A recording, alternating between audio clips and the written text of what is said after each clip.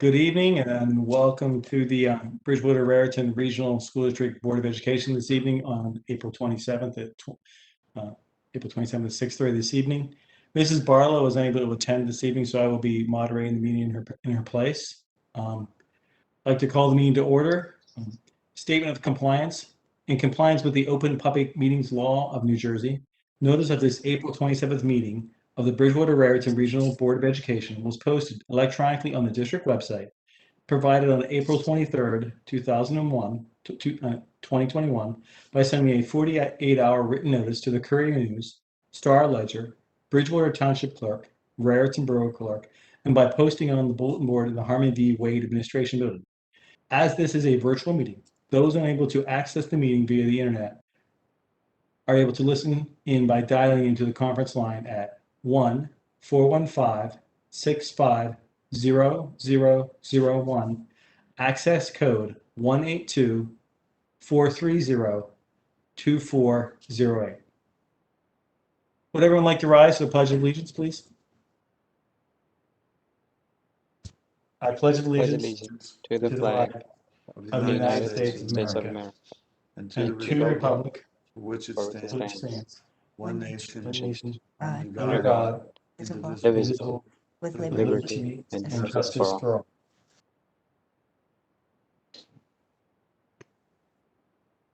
Mr. Stars, can you please take the roll call, please? Mrs. Hurley, Here.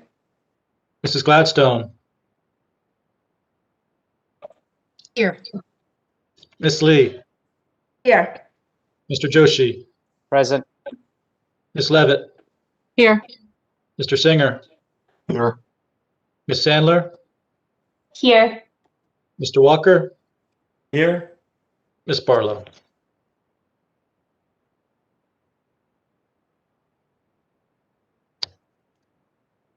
Whereas the discussion by the board is required on matters that are an exception to the requirements that a public body hold its meetings in public, and whereas the topics for discussion are board secretary evaluation and personnel matter, whereas it is expected details of the discussion may be made public as soon as the issues may be acted upon publicly, be it resolved that the Board of Education enters the board into closed session at this time. So moved. Second. All those in favor? Aye. So we'll leave this good. We'll be back at 7:30. We'll note, and we'll see you then. We'll see you in closed session. Good evening. We are just come back from open closed session. We'd start with the student representative reports, but they're having trouble getting in. So I'd like to move, that's item 6. I'd like to move on to item 7, the superintendent's report. Oop.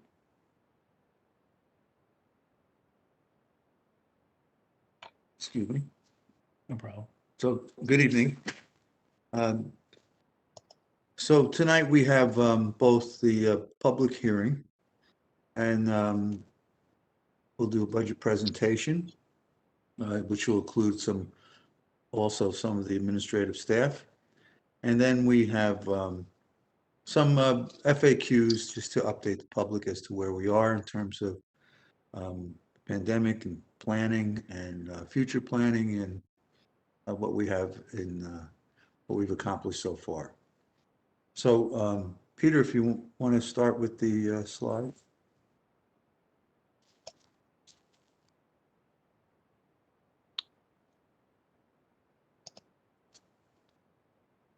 So as you know, this is the public hearing for the 21-22 school year upcoming. And this is just a quick glance at the district. It's a brief overview, but gives you an idea. We have an enrollment of approximately 8,100 students. We have approximately 1,200 employees with over 1.2 million square feet of interior space, as well as 221 acres of grounds. And the number of students transported are 8,400. And the total district budget, operating budget, is $165 million. So the operating budget from the local tax levy is supported by the local tax levy is 149 million, up slightly from the year before. State aid is relatively the same as it was the last year. Our audited fund balance, which is what we generate in the previous budget to put towards the proposed budget, has been declining. That's a good thing. That trend line is going down. You want to get that number lower so you do not have to generate capital in an operating budget to put towards the next year. Miscellaneous budget decreased by 8%. That's mostly tuitions. So the general fund is approximately 167 million. Here. The proposed projected revenues, the capital reserve, as you see there, is 1.4 million. That's revenue that's going to come out of capital reserve, earmarked for things such as summer projects like roofing, alarm systems, and air conditioning.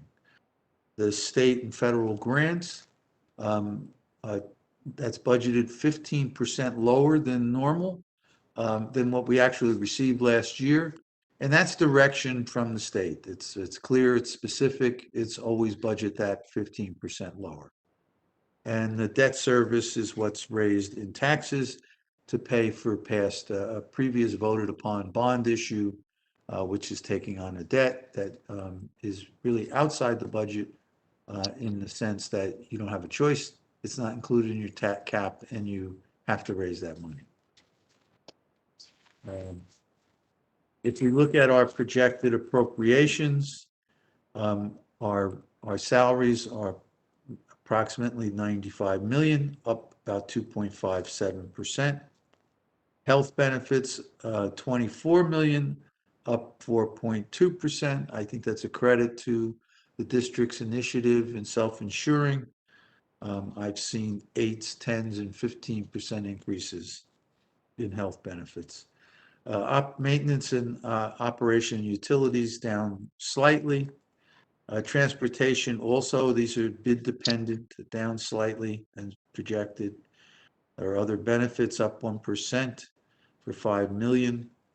And then, of course, we have legal, phones, contracted services, service providers, software licenses, et cetera. That's up about 9% to 6 million. And then the proposed appropriations match those projections in those same areas. And the tuition is 4.8 million. And supplies and technology, I'm sorry, this was just the proposed appropriations. Supplies and technology, approximately 4 million. And equipment projects, there's buses included in that, et cetera. It's down 12%. So that, again, 167 million with approximately 1.37% increase.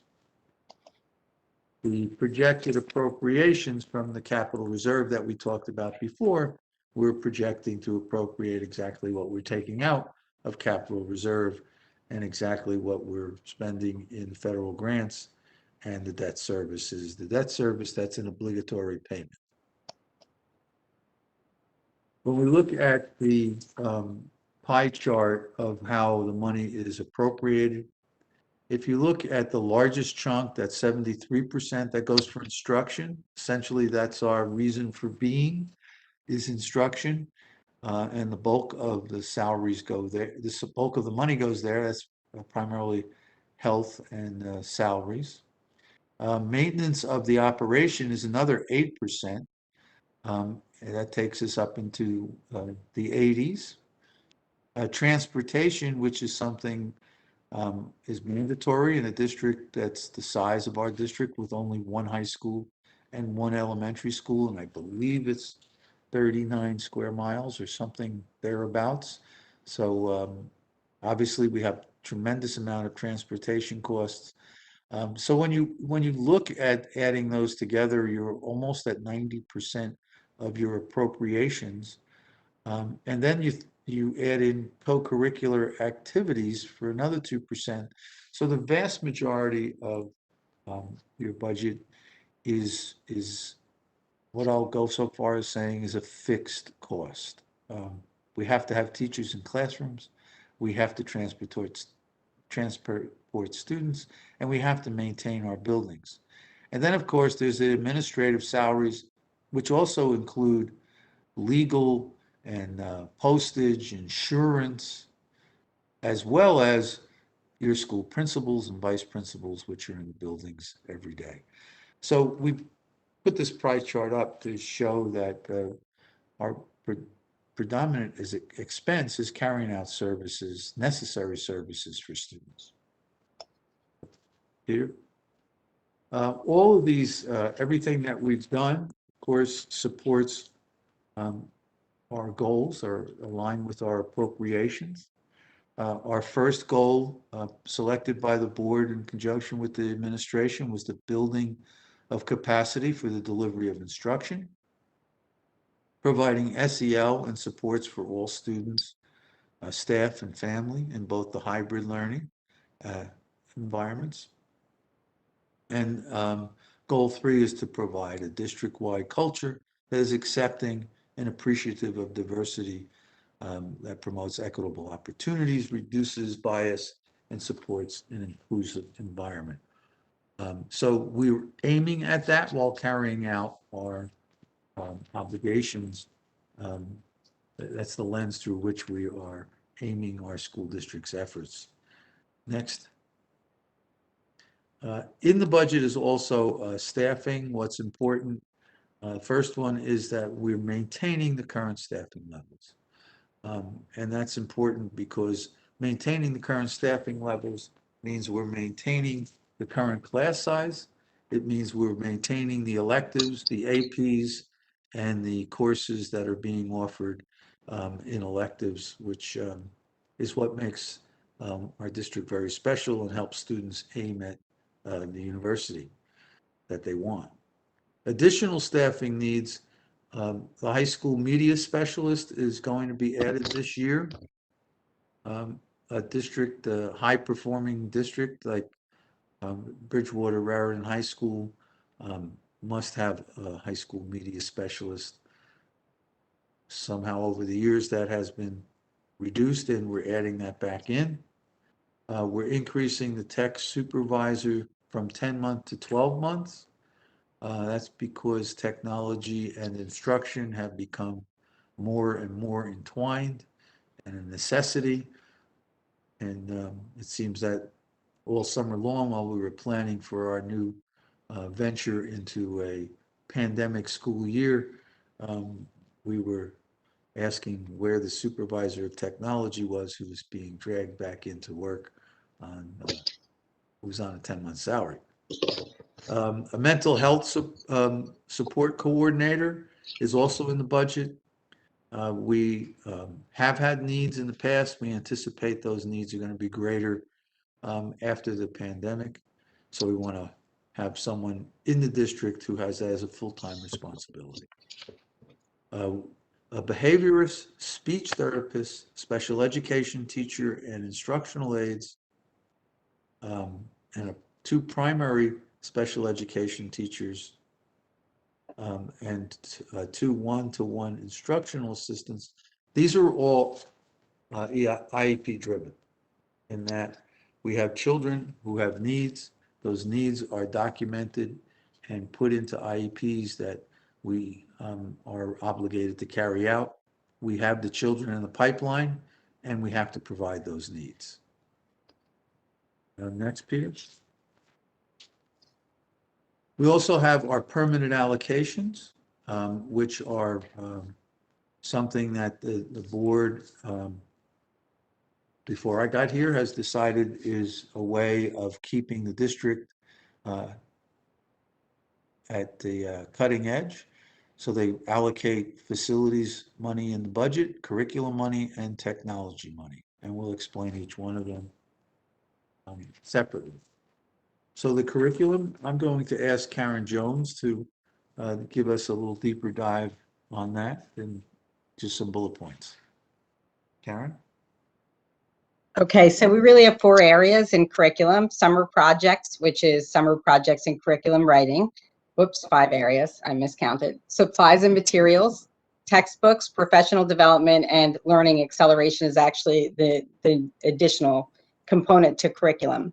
So for summer projects, the Department of Education actually revises standards every 5 years, and we get new standards where we have to realign and revise curriculum. So we have several areas that we need to revise to the new standards over the next 2 years.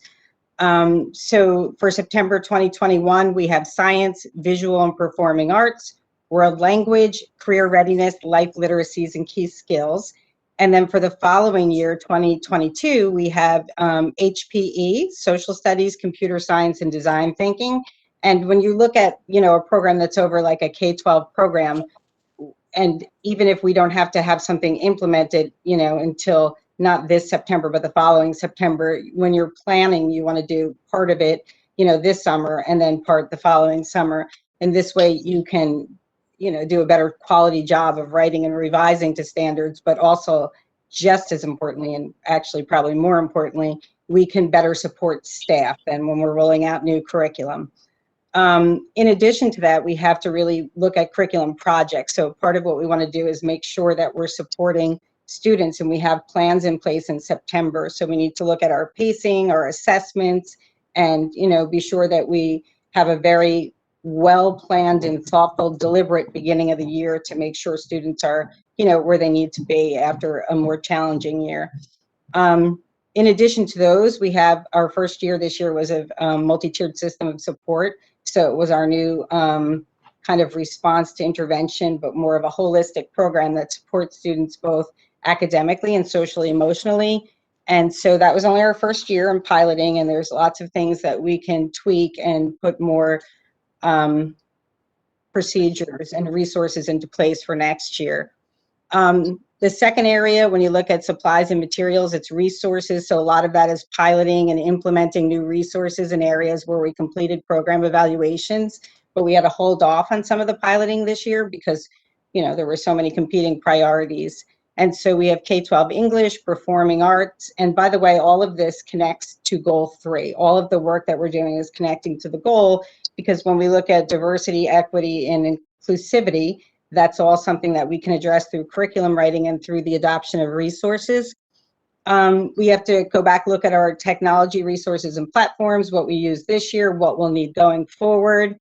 And then there's increased testing costs just with universal screening and looking at more social emotional learning resources that we'll use.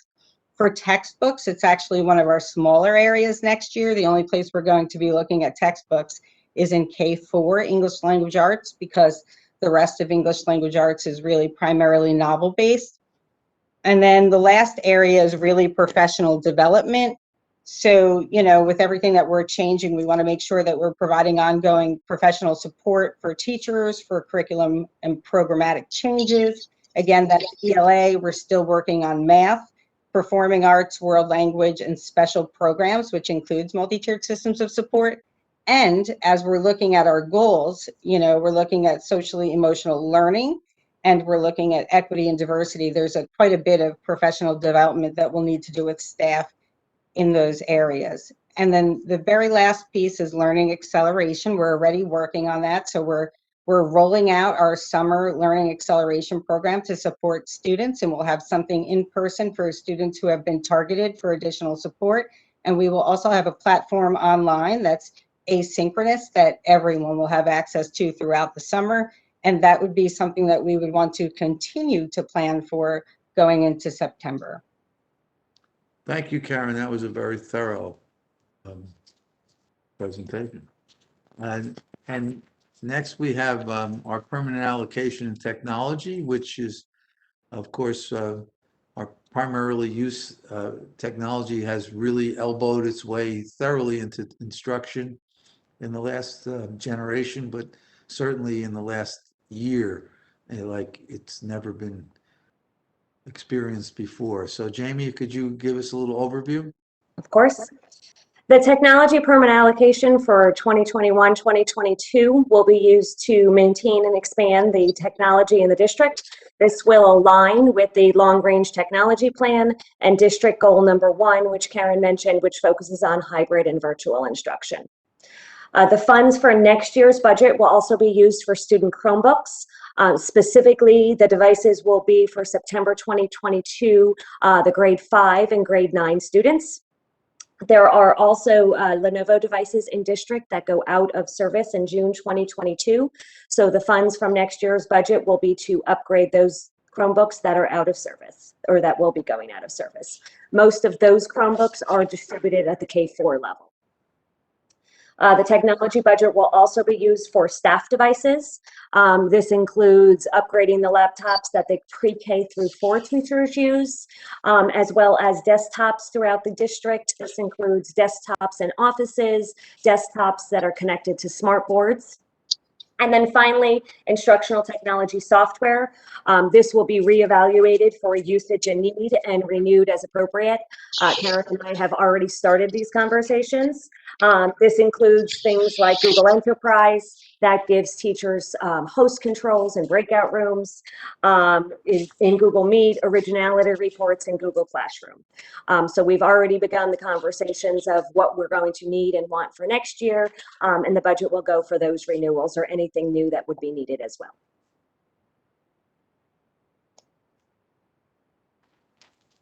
Peter?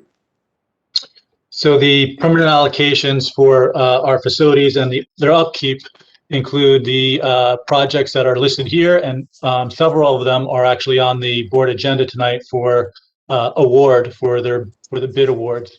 We're having a rooftop units placed on the middle school cafeteria, which will also air condition that large space, which previously has not been air conditioned.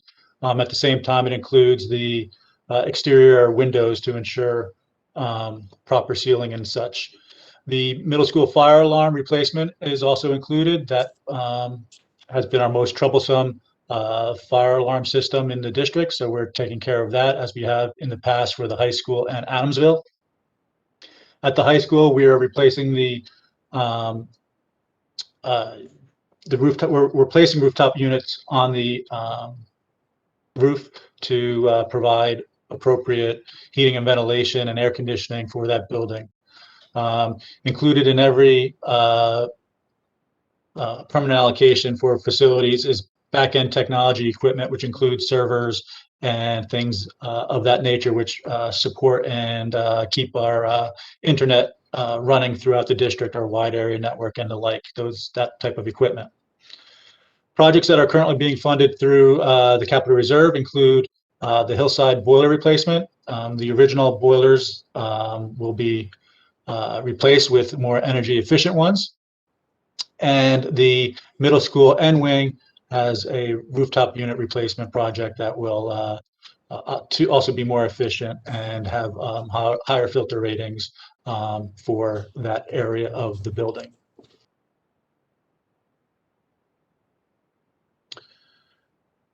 So based on the budget that's being presented, the impact to the local homeowners, based on estimates and information provided by the tax assessor from each community, the current average assessment for Bridgewater of a home is $455,000.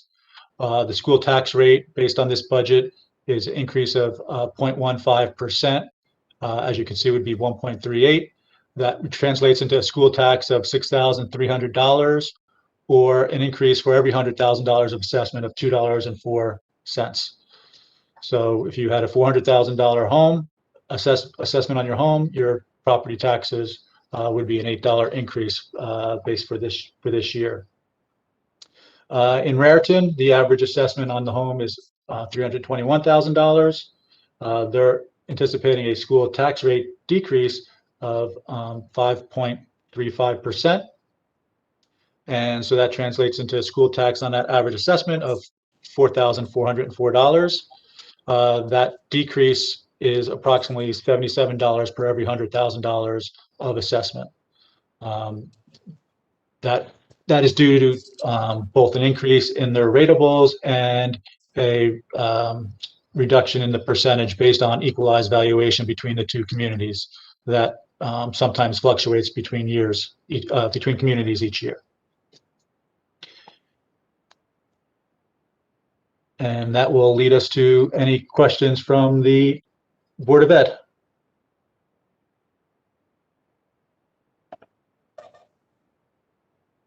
And I'm going to actually stop sharing the screen as well.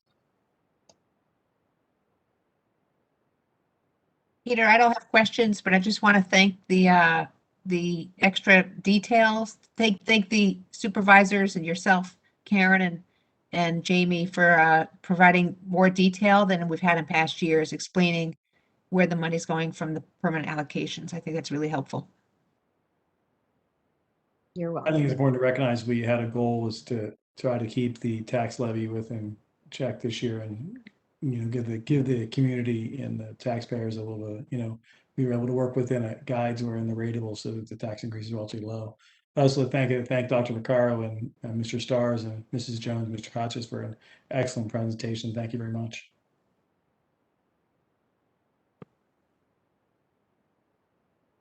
If there are no other questions, we could move on.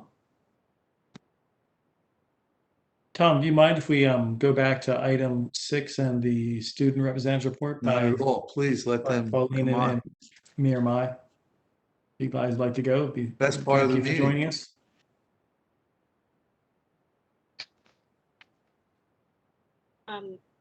Hi, sorry, I'm just getting everything back. So for the student rep report for academics, for students that have opted to be in person, BRHS is now offering a full 5 days per week. The desks are also now able to be 3 feet apart as opposed to what used to be 6. Families who indicated in a survey that they would like their child to attend 5 days in person at 3 feet social distancing began to do so today. There was an ACT test administered on April 17th. All COVID regulations were followed and test takers were required to fill out a COVID health screening form prior to entering the school. BRHS math teachers are holding 1-week summer courses to directly help students in preparation for next year. All courses will run virtually this summer. Registration can be found on the district website. For athletics, last week the BRRSD gymnastics team took their final win of the season, leaving them undefeated this season. Their last competition was against Hillsborough, who had a 7-year winning streak until last week. Congratulations to the members of the BRRSD gymnastics team on a wonderful season. This past weekend, on Saturday, April 24th, the Bridgewater Raritan girls track and field team competed at the Somerset County Relays at Ridge High School. The girls placed first in the 4x1600 meter relay, sweeping the race with 2nd, 3rd, 4th, and 5th place finishes. Leading the charge was senior Harini Senthil-Kumar, running a personal best of 5 minutes and 19.67 seconds, followed by her teammates all running personal records as well. Courtney Kaiser, 9th, finished in 5 minutes 23.92 seconds. Luana Kopp finished 10th in 5 minutes 24.82 seconds, and Lorena David 10th in 5 minutes and 32.34 seconds. Okay, so going off what Marin Mai just said, the BR girls track and field team did not stop there. The 1600 meter sprint medley relay made up of senior Harini Senthil-Kumar, juniors Bianca Burke and Jessica Guan, and sophomore Carly Klein placed 3rd with a blazing time of 4 minutes and 23.46 seconds. Finally, the 4x400 meter relay team led by Senthil-Kumar, Burke, Jay Guan and Kopp put together a strong finish to the meet by placing 4th overall. The girls are off to a fantastic early season start and have plenty more in the tank as they begin to prepare for Skyland conferences on Thursday, May 20th, as well as sectionals on Friday, June 4th and Saturday, June 5th. So for student life, the FBLA Club has recently won several awards for their participation at a recent state conference. Some notable placements include Sanjeet Ravichandran for networking in 4th place, Kevin Raj for computer apps in 5th place, Emil Shah for impromptu speaking in 2nd place, Abhijay Eda Volapti for Intro to FBLA in second place, Alyssa Chu for Intro to FBLA in first place, Eric Lin for Business Calc in third place, and Matthew Quisp for Business Calc in first place. They are all now qualified to participate in the national conference in late June. Congratulations. Also related to the FBLA is a sale to buy some great BR gear. The purchases will support your friends at the BRHS chapter of Future Business Leaders of America. So if you do decide to purchase, be sure to mention the name of your friend so they will receive credit for your purchases. And the sale has been extended until May 7th. We also have a link for anyone if you would like to send it out for purchase.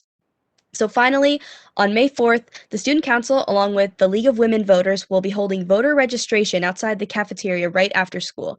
If you wish to make your voice heard in the coming elections for governor and Senate, please stop by and register to vote. And that's all. Thank you. Thank you very much. Anybody have any questions for that? I have a question. I don't know if it's for Ramaya and Paulina or for Karen. The summer courses that are being held by the high school math teachers, are those for incoming freshmen as well, or is it just the current freshmen, sophomores, and juniors? I can look into it, but I know in past years there have been for incoming freshmen, but I can definitely look into it and email you. That'd be great. And if you could send also the FBLA gear sale link to us, that'd be awesome. Thanks. Yep. Any other questions? Thank you very much. If you want to continue with us, you're more than welcome. But if you're getting ready for anything else, feel free to drop off when you need to. Okay. Thank you guys for attending.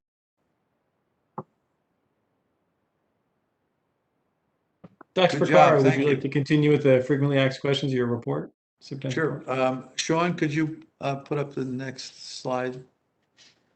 So that's just an introduction. Yeah. Yes, there we are.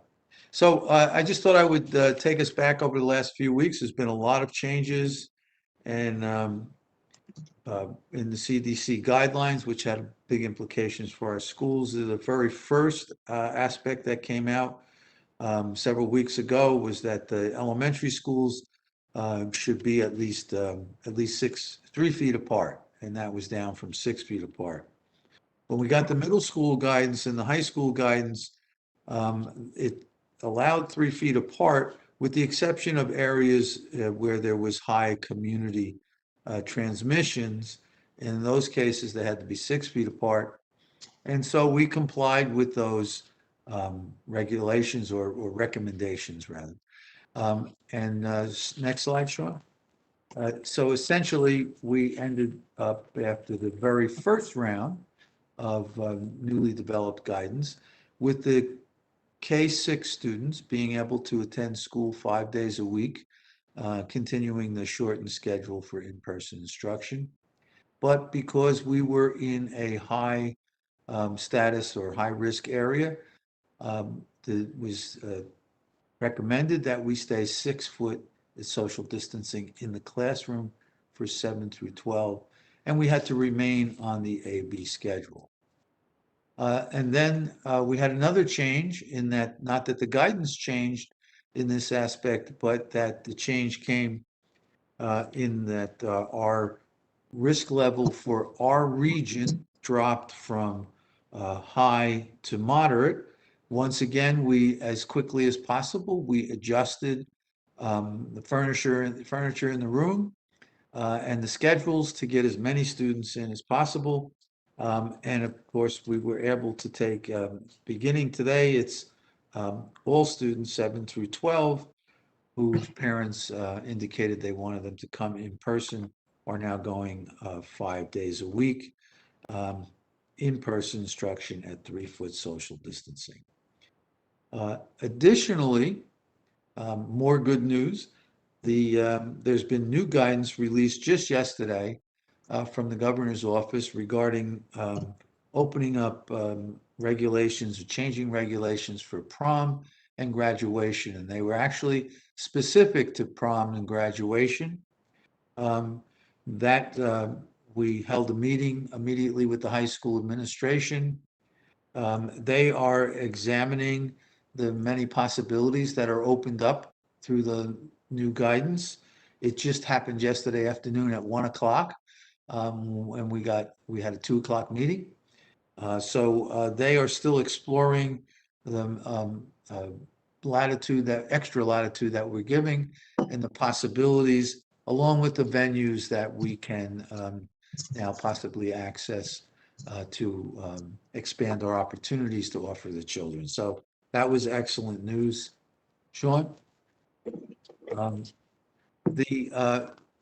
this is just the Cali report to show you where we are. We are very lucky where we are. We're the only region that went into moderate. It seems like the whole state's going to follow behind us, but I'm glad we were the first ones there. That's given us more latitude. Sean, the next slide. So we get a lot of messages about what's going to happen for September 21.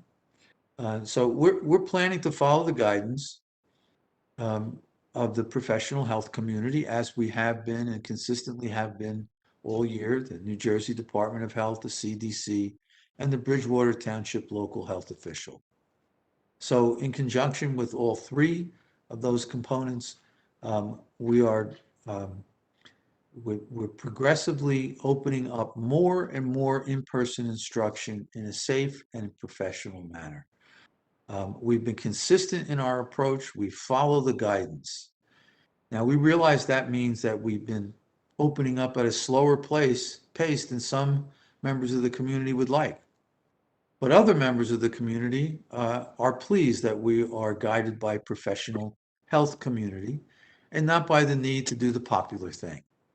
So we are responsible for the health and the safety of over 8,000 children and the larger school community, and we will continue to adjust our schedules to comply with the professional guidance provided.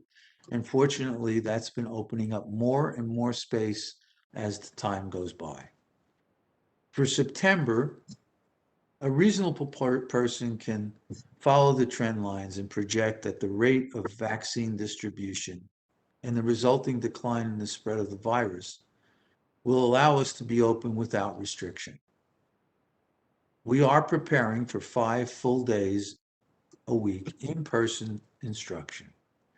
We are we're developing schedules, both for school schedules, transportation schedules, food service, custodial, staffing. We are preparing, and we will be ready for a full day, 5 days a week instruction. So the question I get is, what would happen if the guidance doesn't change? So we are still preparing for 5 full days. There may be learning pods. We've begun the process of purchasing additional food service equipment to provide additional eating stations. We're looking at COVID monies for additional staffing, and we're working with principals on the number and the type of staff necessary to provide coverage. We're talking about coverage primarily during the lunch period, which has to be accomplished in order for us to have a full day. And we're looking to begin that hiring process as soon as possible, as soon as we can identify where we are. We've been working with the Superintendent's Association and other school boards, begging for more guidance and quicker guidance from the Department of Education. We've been promised that that will come sooner, but all of our plans hinge upon the Department of Education, the New Jersey Department of Health, and the CDC guidelines that we will be operating under, or recommendations and guidelines. Following the social distancing recommendations creates space problems. And we can only be creative to the degree that our climate, our physical climate, our space, and the social distancing recommendations permit us to be. When the guidance was 6 feet distance, which it no longer is, we would literally have had to double the size of the school district to fit the entire population in. Building an additional 1.2 million square feet of space was just simply not feasible. And now that we're at 3 feet, we're open half days a week and planning for full day in September, 5 days a week. In short, we are planning for full day. And if the trend line continues, we're sure that the fall will bring equal or less restrictions. We cannot predict with accuracy the future of the virus and the resulting guidance, but the facts and the trend lines at hand give us a reason to be optimistic that we will be open 5 full days a week. Next slide, please. So we also had some questions regarding our facilities. I wanted to make sure that I took you back to the beginning of this school year where we had a very unusual event in that because school was actually shuttered from March through June, there was a good amount of savings in that 2019-20 school year budget. So when I got here, I found out in July that the board put $5.8 million into capital reserve and $2 million into maintenance reserve. And why that was a wise decision has to do with regulation in that by putting that money into capital reserve and maintenance reserve, and considering that you have approximately 1.2 million square feet of interior space and 220 something acres of grounds, along with 8,000 students coming and going every day, it just stands to reason that you will have a continual capital project on hand and a continual maintenance projects on hand. So when the maintenance reserve, when the capital reserve hit 18 million, in early fall, the board started, the FFT started to talk about just how we provide a targeted way of spending the money, a professional way of spending that money. And so from there, what we did was talk about looking for an RFP, which is a request for proposal for an architectural firm and an engineering firm to come in and provide us with a professional assessment of the entire district, the entire capital project. Again, keep in mind, over 1 million square feet of interior space, over 221 acres of grounds, and looking at millions of dollars that had to be spent. We wanted to make sure that we were just not spending money based on the loudest voice or the most emails, but the actual overall assessment of the entire district and exactly pinpointing where that money should be spent and what should be spent first and in priority order. And that's done with professional architects and engineers doing a thorough building by building assessment. Our architects and engineers are going building by building. They're meeting with the principal. They're doing their own visual and engineering and architectural inspections, but they're meeting with building principals, union representatives, and custodians to hear from the people who actually live in those buildings on a daily basis. Because sometimes you can make an assessment and not know some of the nuances of a building. For example, it could be cold on the east side of the building when it's hot on the west side of the building on a cold day in the winter. So these are the kinds of things we wanted to make sure we've had at our fingertips to assess the entire district, both for spending the 18 million and for possible debt retirement in the near coming future.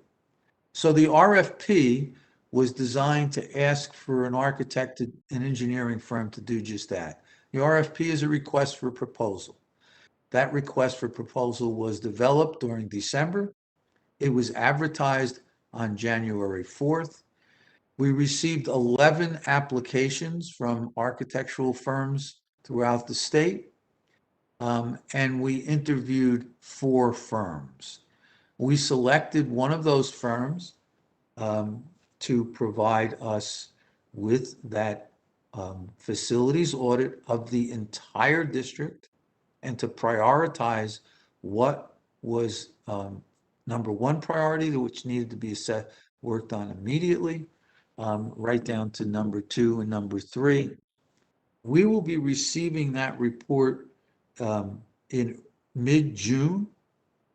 The high school, I spoke to that architect today, and keeping in mind they went to work immediately after receiving the appointment on March 9th. It takes a lot of time and effort to assess this entire the facilities. So I just touched base with him today, and he indicated that they were the high school was scheduled for early May, which is right around the corner.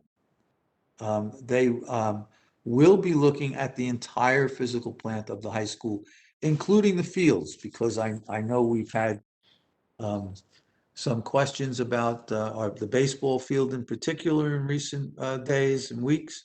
And the field, and they'll not only be looking at the field itself, but they'll be looking at the entire complex, drainage, potential drainage problems, and just to see what needs to be done to have the entire field up to code.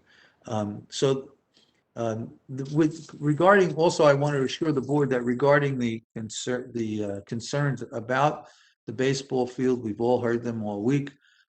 Having gotten those concerns, I went to the field a couple of times last week to talk to both the AD and the coach and buildings and grounds, and I asked them to meet and to tell me and give me an assessment as to whether those fields were safe to play on.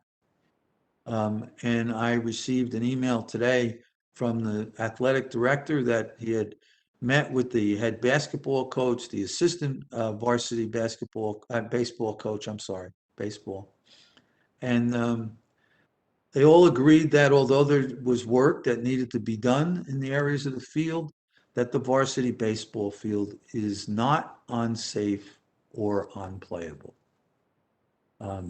So we are moving ahead with our plans for a targeted professional approach to how we spend the millions of dollars that are put in our charge. And we want to make sure that we do not spend those monies on the loudest voice, but on the greatest need. If anyone on the board has any questions, I'd be happy to take them at this time.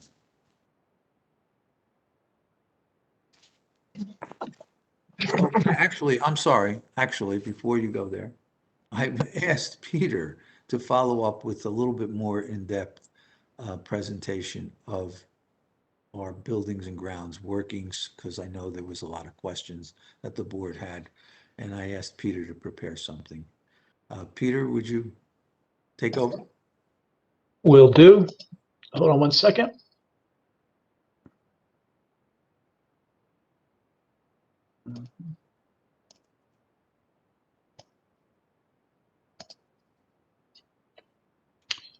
So this is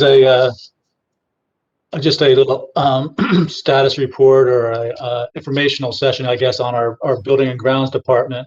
But let me just first, kind of jump off where Tom left off regarding a facilities assessment. As he said, it's we're going to be receiving this report regarding all of our district-owned properties, which covers 221 acres and over 1.2 million square feet of buildings. It's going to have a prioritization of items. It's going to provide cost estimates, and then there's going to be a consideration of funding sources, how we can afford the work that needs to be done, whether it be through capital reserve, through our permanent allocation, or possibly referendum type of monies. In regards to our internal staff that handles our day-to-day issues, this is the organizational chart for that group. The manager of building and grounds has a maintenance manager, and as you know, we have outsourced our custodial services. So the hour mark manager, who is is responsible for the custodial staff of approximately 80 staff members, report to our manager of buildings and grounds.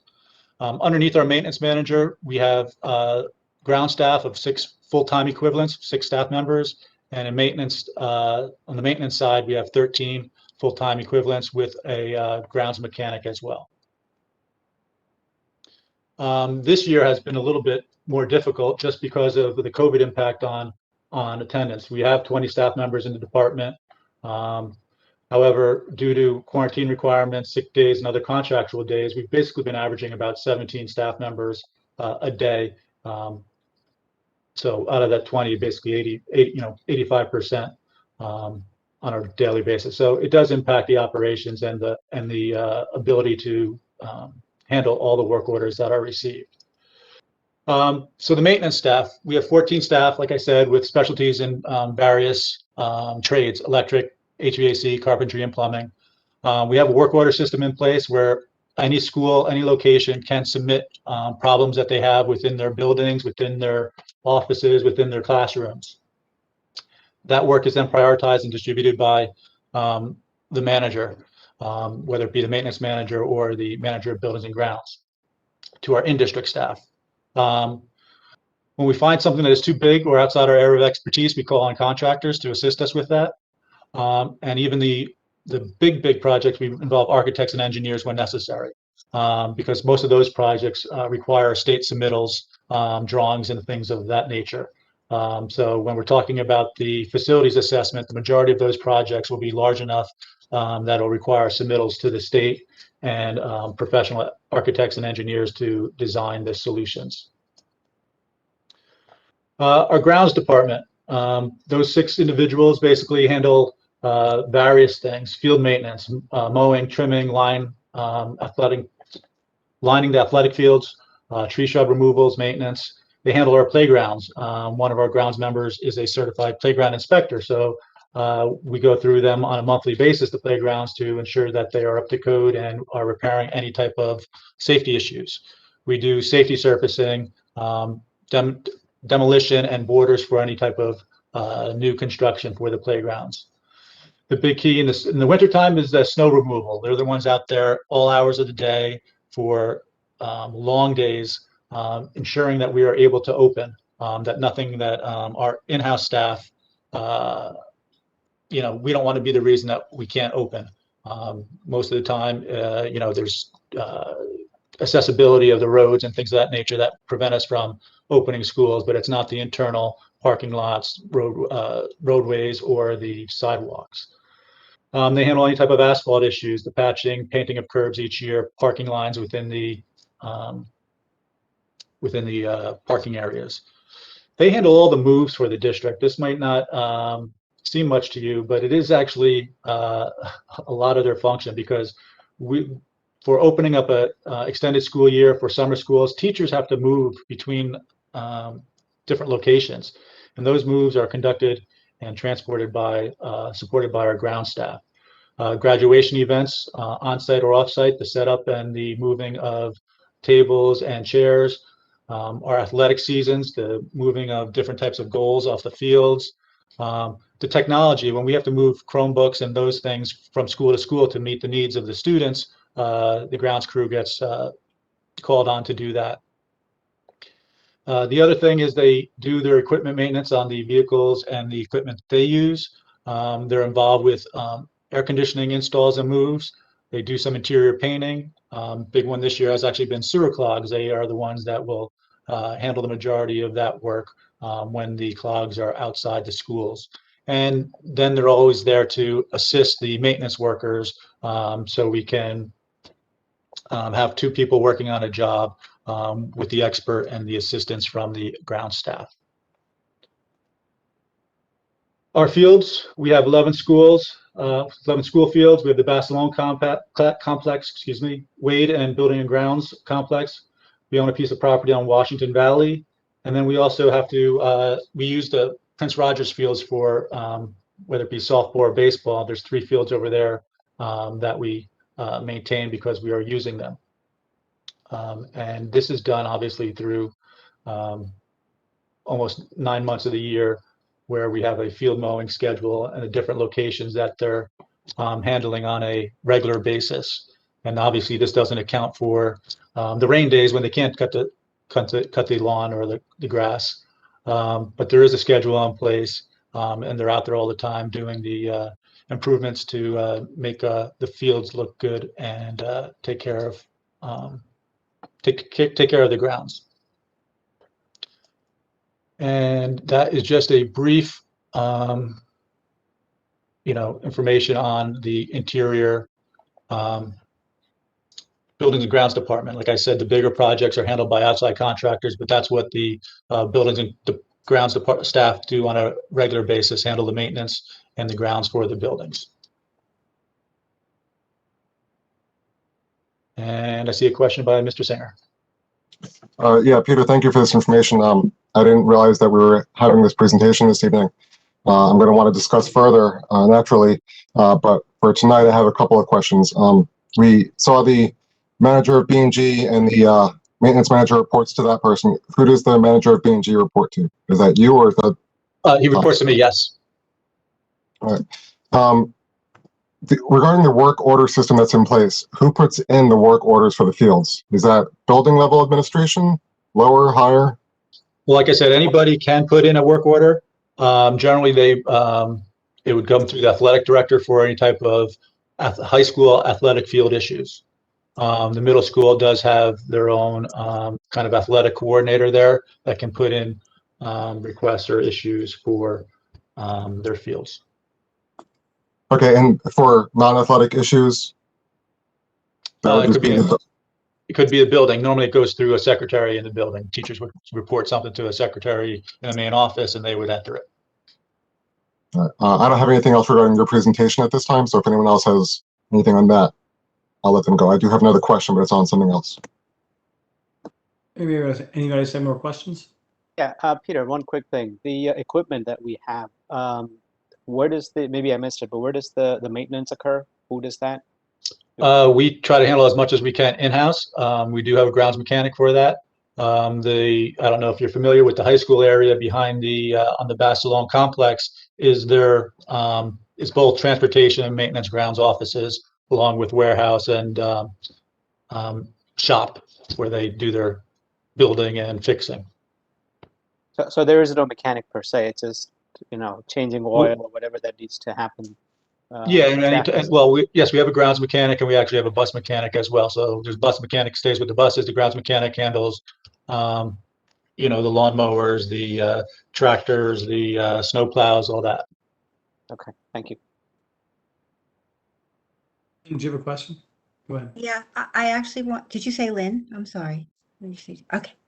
I have a question, but it goes back to where Tom started. It's not for Peter.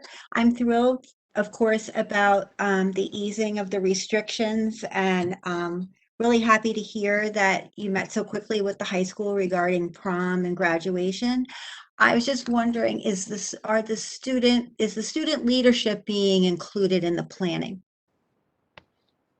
I was told that they are, and I reinforce that they should be. It's a prom that they're going to attend.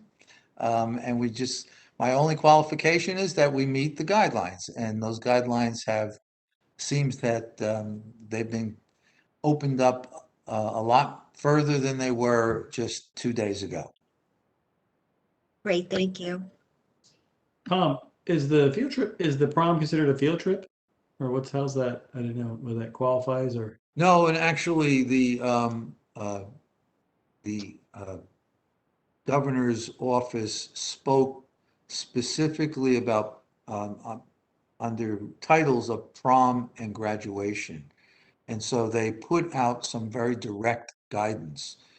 Generally, this was coming in the format of large gatherings.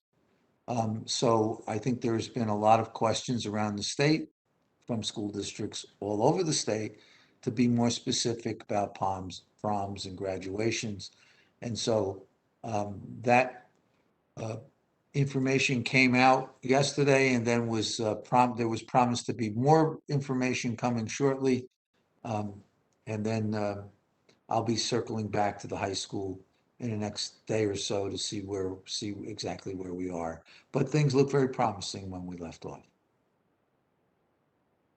And to follow up on that, this is end of April, so between now and prom time, if something changes, meaning for the positive, if there are more people, that the numbers are lower, we can accommodate in certain fashion as well.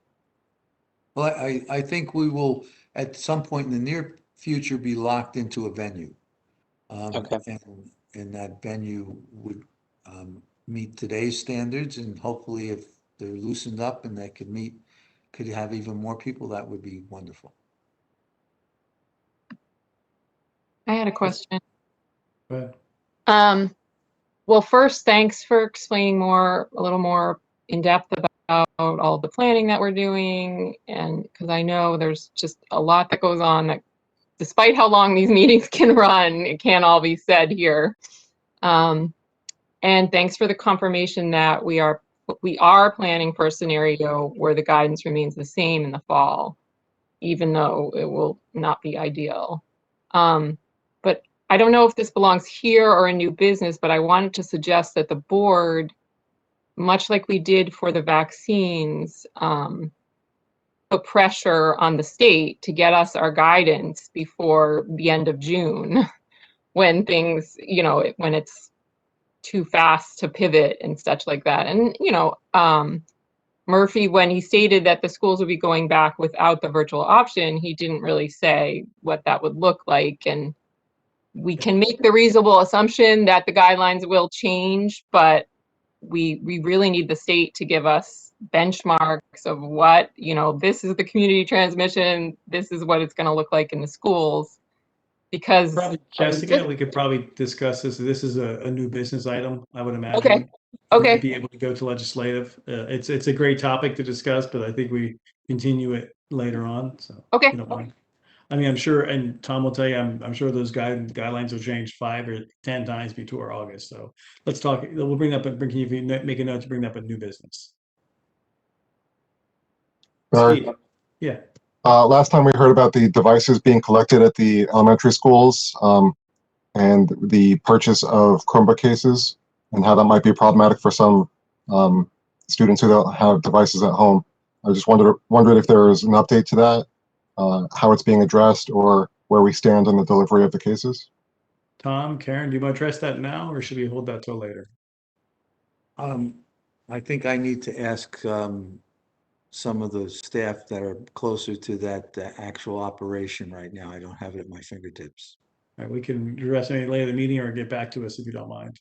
Great. And brief. We'll see what we can do in between. Okay. Right, thank you. Great.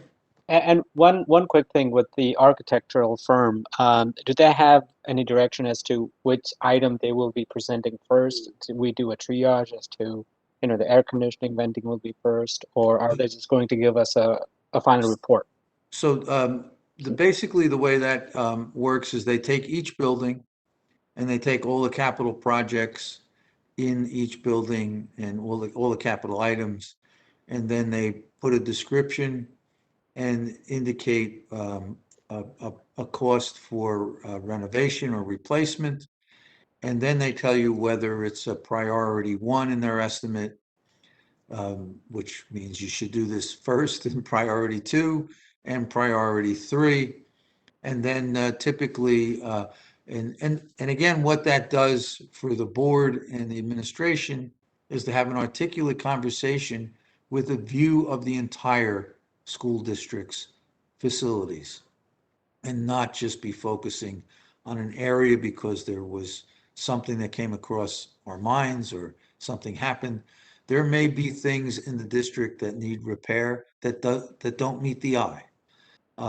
And we may be in better shape than we think, but they will take every aspect of the district and of course communicate with people in the buildings as well, so that we get a real handle on what's going on in every building, and then we can have a large view of what the top priorities are and then tackle them.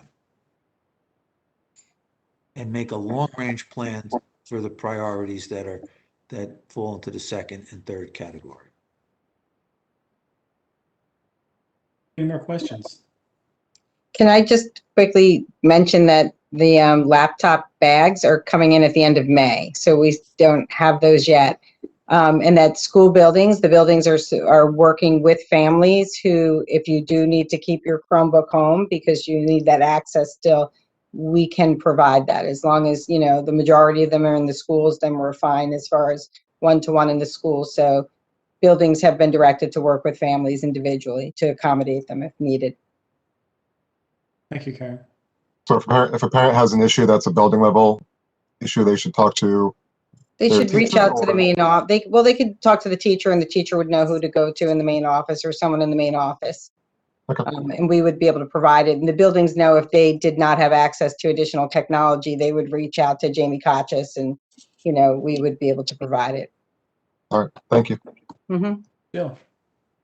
I appreciated all the details on the facilities, architectural plan, and also the maintenance, the extra presentation that Mr. Stars gave. That was really interesting. I never knew about the operations in that detail. It's really good to know. My question is about this. First, I think the timing of this architectural facility studies is good, as we heard about the debt falling off. But could you explain how this will be working as in conjunction with, like in parallel with our long-range facilities plan, or is to supplant it? You know, we have, you know, I know the facilities plan from 3 or so years ago that was submitted to the state was, you know, the LRFP, and this is going to be extra information. Are they going to be kind of working hand in hand in a way? So that these two, this will be the development of your new facilities plan, long-range facilities plan. And it's just it's a deeper dive. Deeper dive. And a thorough examination building by building, with not only considering the age, but the wear and tear of certain items. Okay. Thanks. Any more questions?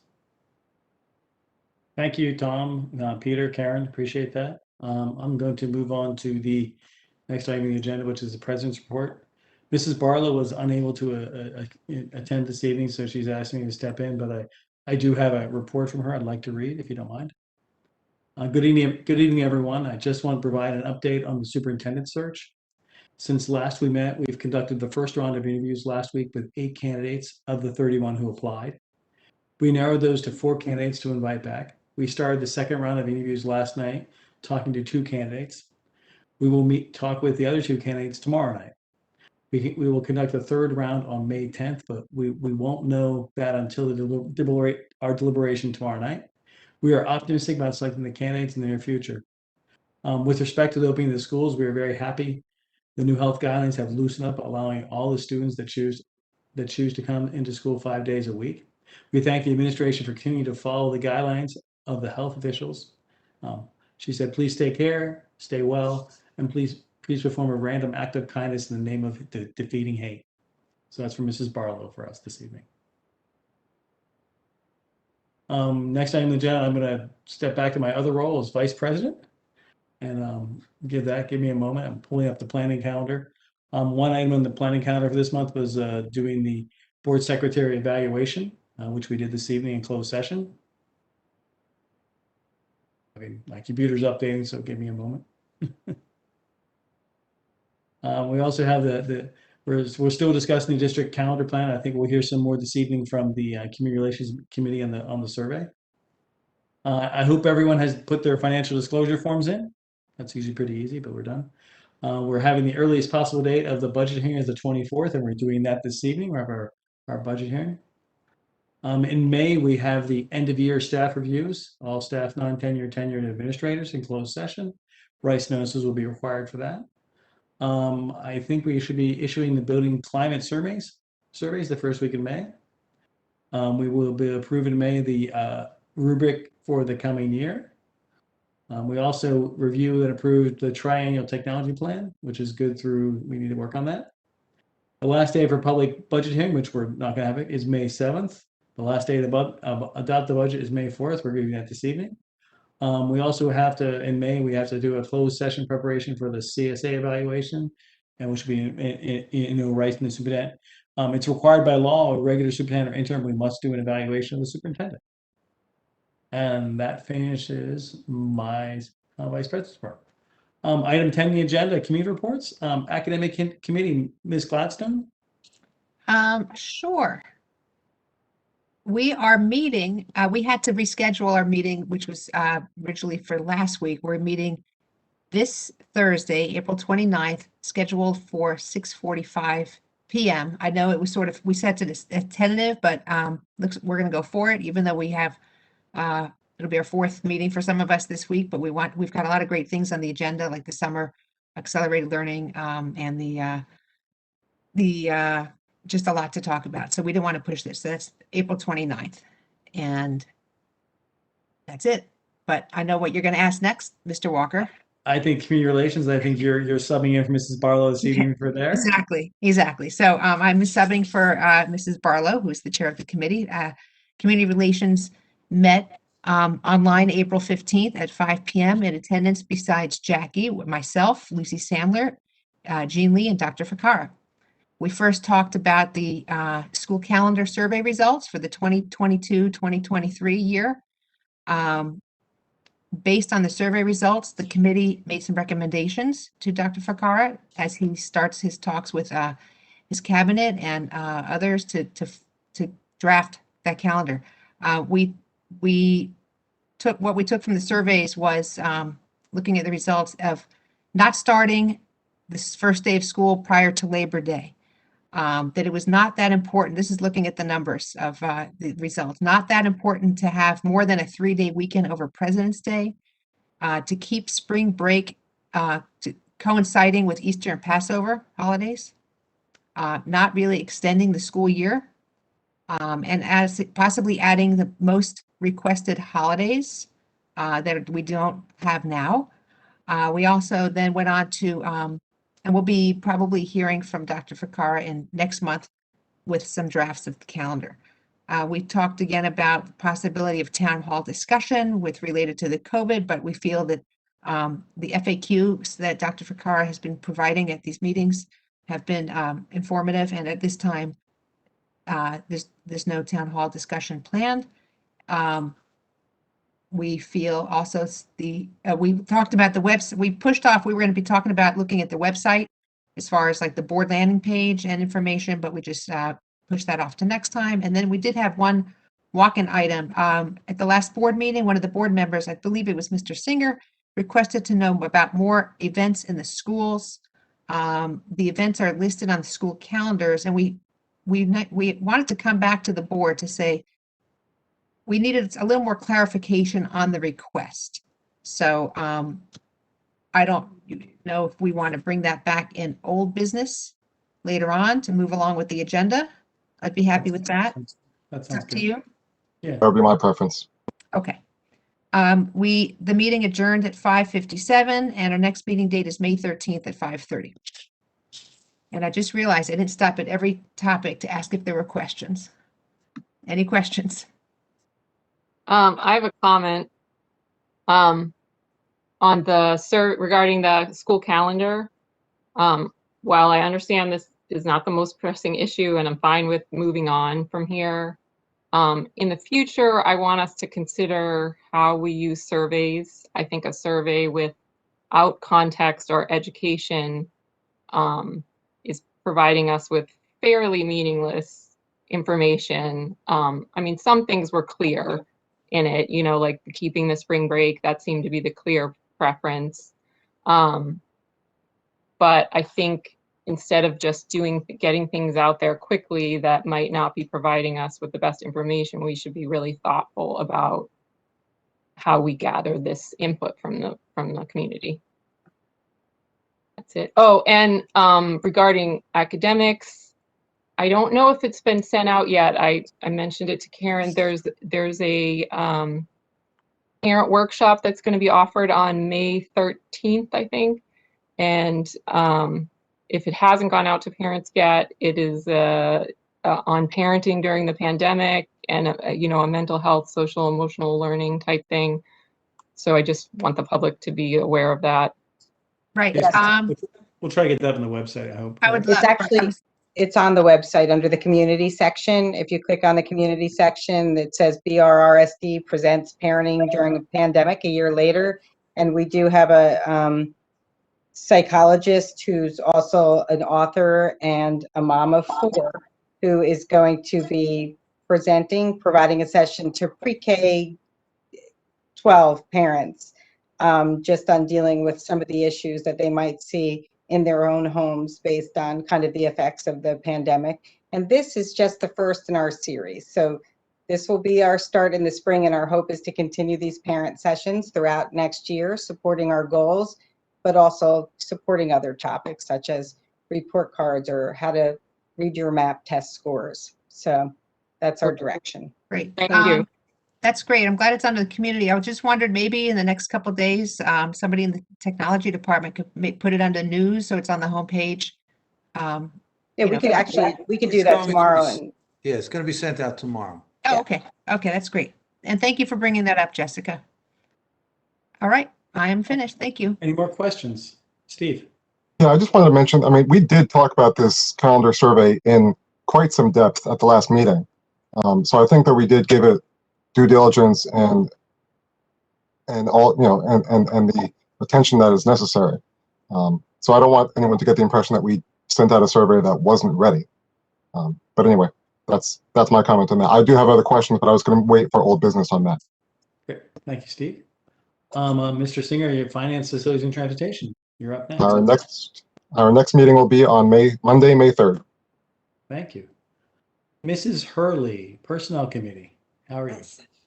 So forgive me, I'm probably going to have to read a lot of this because it feels like an eternity ago that we had this meeting, even though it was only about 8 days ago. We met on April 19th at 6:30. Present were myself, Mr. Joshi, Mrs. Levitt, Mr. Walker, Dr. Fonder, and Dr. Fakara. We reviewed the personnel addendum that's on the agenda tonight and had our questions clarified. Are there any questions about the addendum that can be asked at the meeting? Or everyone's good? Athletics. We paid a little bit closer attention to the items on the athletics portion of the personnel addendum. We talked about seasons and when maybe certain positions should come up for certain seasons. And we also discussed the process related to the closing of the position postings for the 2021 and 2022 school year hirings. Maybe not, some of them are left open-ended, some of them have a closing date. So there was some discussion around that. Any questions about that? Okay. We talked about rice notices going out for tonight's meeting, which you're aware of. We talked about reappointment of staff for the meeting on May 11th. We discussed the reappointments and the notification of any non-tenured staff being non-renewed. We also, some committee members wanted to see a list of staff members who would earn tenure in the 2021-22 school year.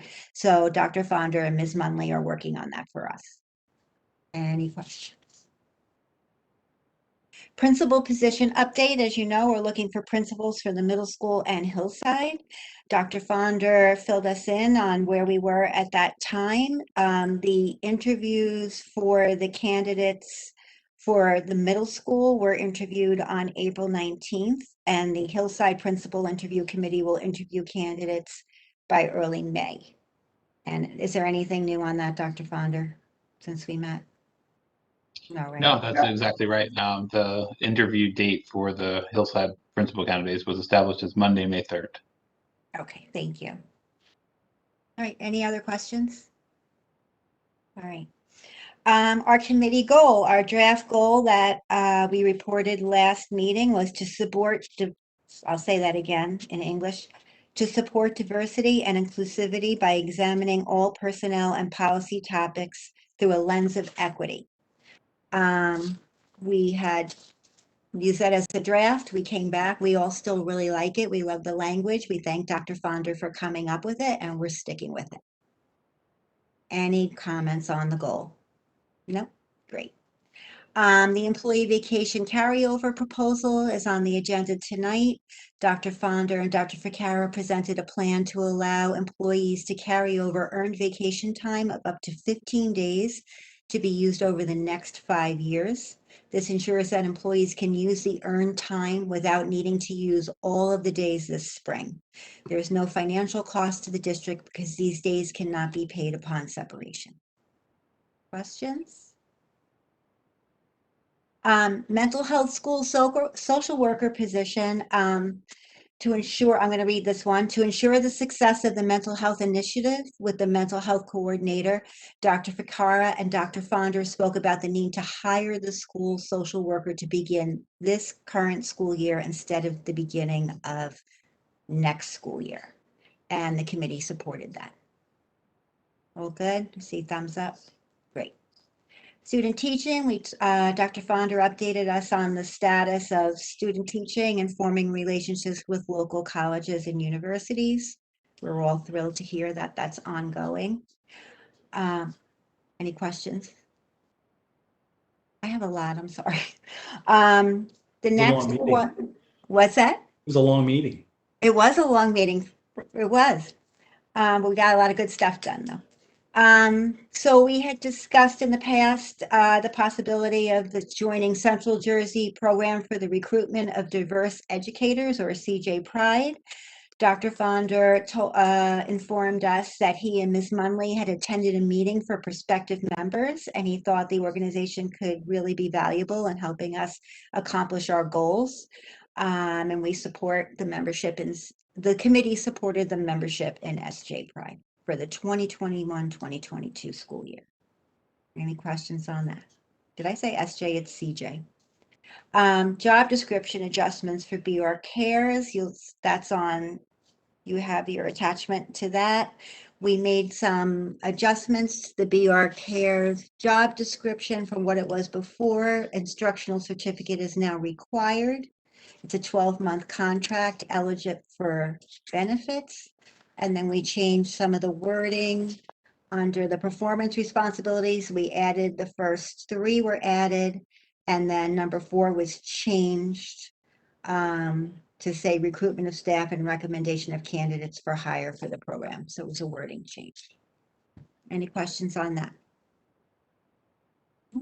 Okay. Update on job description for coaches as well as building and ground positions. As you know, we're trying to get job descriptions written for all positions within the school district, coaches being one of them. And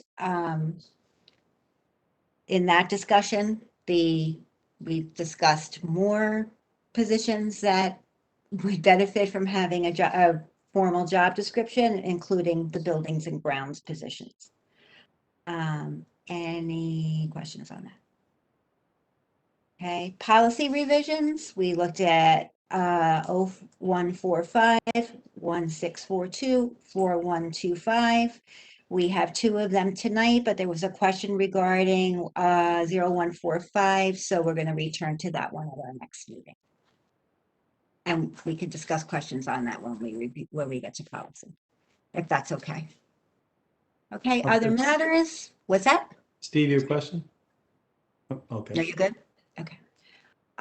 We discussed the manager of information technology position, which we, as you know, we're looking to fill, and an additional administrative assistant position for the superintendent's office.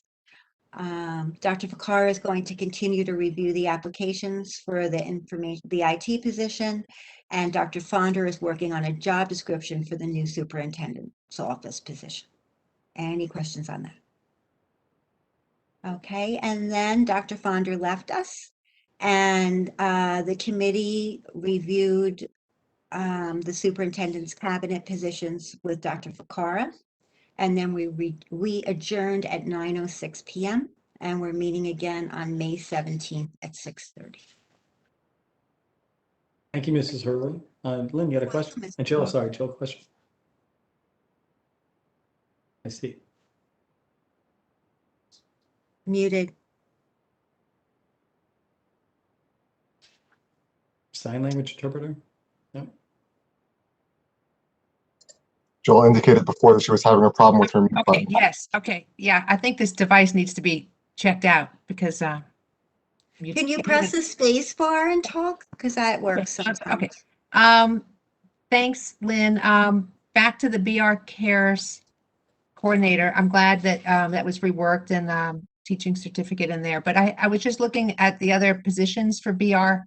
There's a manager, there's a lead care provider, there's a care provider, lead care provider, manager, now coordinator. So do you know, or maybe Dr. Fonder, does that now fulfill all the staffing that we need at the higher, besides, like maybe high school students coming into work, but is that it now to fill the roles to run and manage the BR Cares program satisfactorily?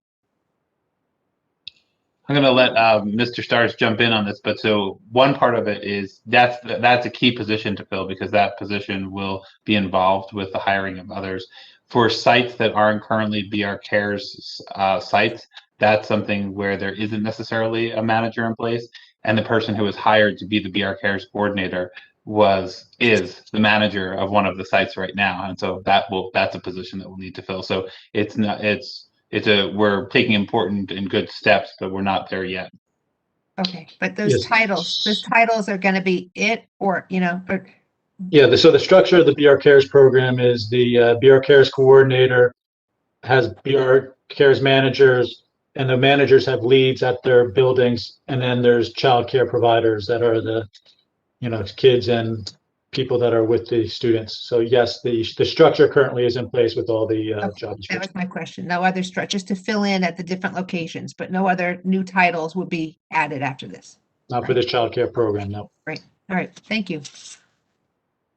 That's a good question, Jill. Along those lines, it's how is that structure set up, and what's our plan moving forward? If there's a goal to the end product, where we're going to. I know we want to have a comprehensive community cares program through it, but how are we moving that forward? Maybe something to talk about in the future, maybe kind of like the buildings and grounds plan we saw this evening, the job descriptions, and things we can do with it. Lynn, maybe something to talk about. I don't know if that's FFT or personnel. Any other questions? Thank you, Lynn. Get a drink of water. You had a long report. Any Thank you. Any liaisons or delegate reports? Just a quick note. I attended the town council meeting last week or a week and a half ago. And I just wanted to note that at the town council meeting, some of our Hillside students who are in the Girl Scout Troop 61136 and 60782 gave a presentation to the council on their Bronze Award project in which they're looking to put up a mini library at Pitt Street. And I just wanted to note that our Hillside students did very well. They spoke great, better than me. They were remote when they were doing it, but it sounds like a great project. So that's it. Thank you, Steve. They're not as technology challenged. They grew up with it. We didn't, so that's fantastic. Any other liaison or delegate reports? All right. Item 11 on the agenda is the first open to the public comment on action items only. That will include the budget. Individual or groups are invited to present their concerns, comments, and requests to the Board of Education at this time for action items only. In accordance with board policy, members of the public are allowed this opportunity to address the board for a maximum of 3 minutes. During this period of the meeting, in the event it appears the public comment portion of this meeting may exceed 30 minutes, the presiding officer may limit each statement made by a participant to 2 minutes duration or less, depending on the number of participants. As this meeting is being conducted remotely as a virtual meeting, public comments can be made via the following options. Joining the meeting at http://bit.ly/3ESJV2. Call in at 1-415-655-0001, access code 182430, 2408. Email or a letter received by the board secretary prior to 6 p.m. indicating the person's desire for the email to be read at public comment. Either of the first two methods will place you as an attendant of the meeting.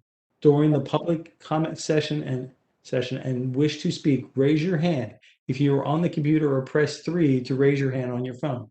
You may be moved to a panelist so that you may provide your comments. Mr. Stars, do we have any emails for the first open public comment session? We do not. We have many for the second public comment. Okay. Has anyone raised their hand for the first public open comment session? Yes, we do have one right now.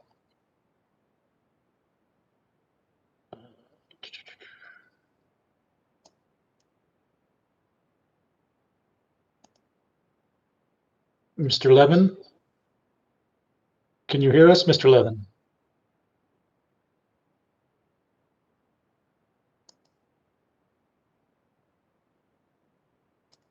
Mr. Levin?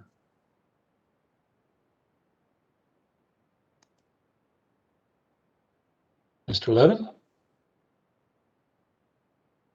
I will move him back to attendee and see.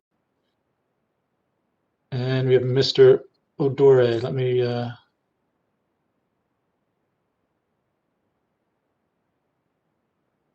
okay. For those speaking, please give us your first and last name and your address, please.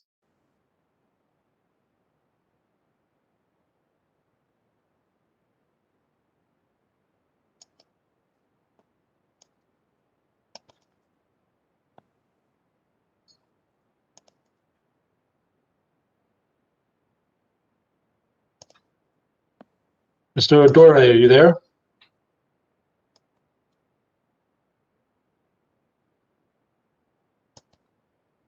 I'm not sure what. Mr. Odore. Let me. Hi. Hold on one second. Okay, are you there now? Yep. Can you hear me? Yes. Yes. Hi, Joseph Fedor. I'm a parent in the Bridgewater Township area. I don't feel comfortable giving you my actual street address, but I am in Bridgewater, New Jersey. So in this evening's discussion, I did see that there are provisions being made for virtual options for next school year. However, we're not really sure as to what that would look like. Whether or not that is going to be an option for parents, or is it only an option for parents that? Mr. Odore? Yes. I'm going to interrupt you. There is nothing on the agenda in the action items for that right now. Your comment, we better direct it after we go through the second public comment period, if you please. Okay. Sorry to interrupt you, but this is for action items only. Okay. My If you apologies. understand. Thank you. Yep. Thank you. I appreciate you if you can wait and speak that. Okay. And let me try Mr. Levin again.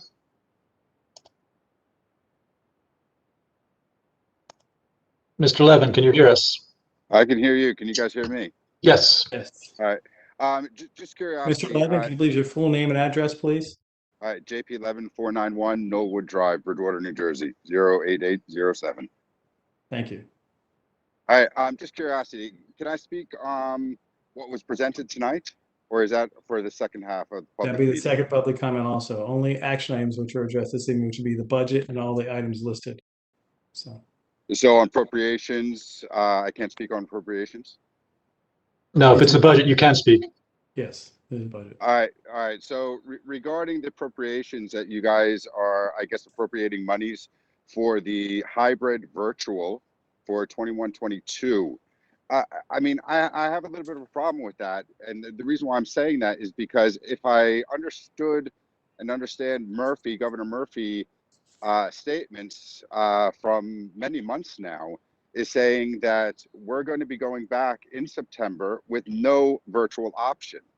And if that is true, and we do go back in September, then why do we have to, without a virtual option, why do we have to appropriate monies? I just feel that that's a very, very wasted time and money. And those monies can be spent for ventilation items, like Mrs. Gladstone mentioned. It's perfect timing that we're going to be doing a ventilation HVAC, analysis. Perfect. Honestly, I don't believe that it is a perfect time.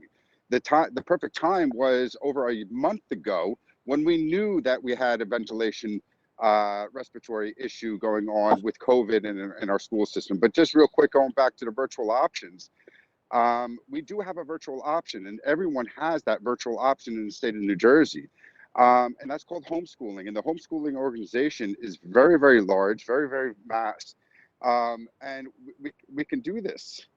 But, we need to go spend our monies wisely.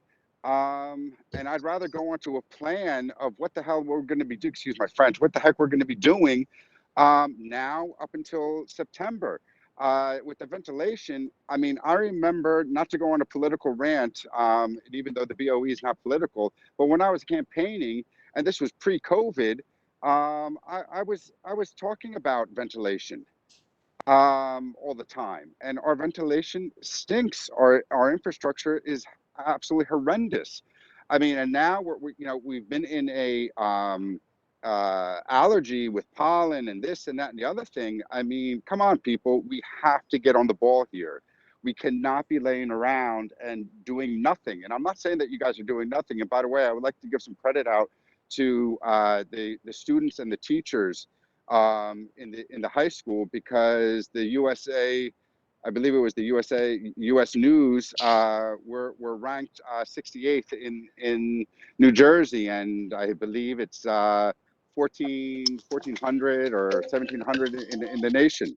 But anyhow, Mr. Levin, I get your that. time is up. Thank you. I get that, Barry. But appreciate your comments. But you guys have to We really appreciate your start. comments. Thank you, Mr. Levin. Anyone else with their hand up, Mr. Stars?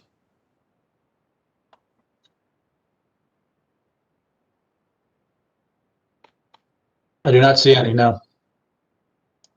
I will be closing the public comment section for the first part of the meeting and moving towards item 12, approval of the minutes, the regular of April 13th, April 14th, April 20th, 2021 regular session. Just the 20th, through the 20th. Through the 20th. Thank you. So, any So So moved. moved. Second. all those in favor? Peter, do you have a roll call on this? Yes, I do. Okay. Mrs. Hurley. You're muted. Sorry, abstain on regular session of April 20th, yes on everything else.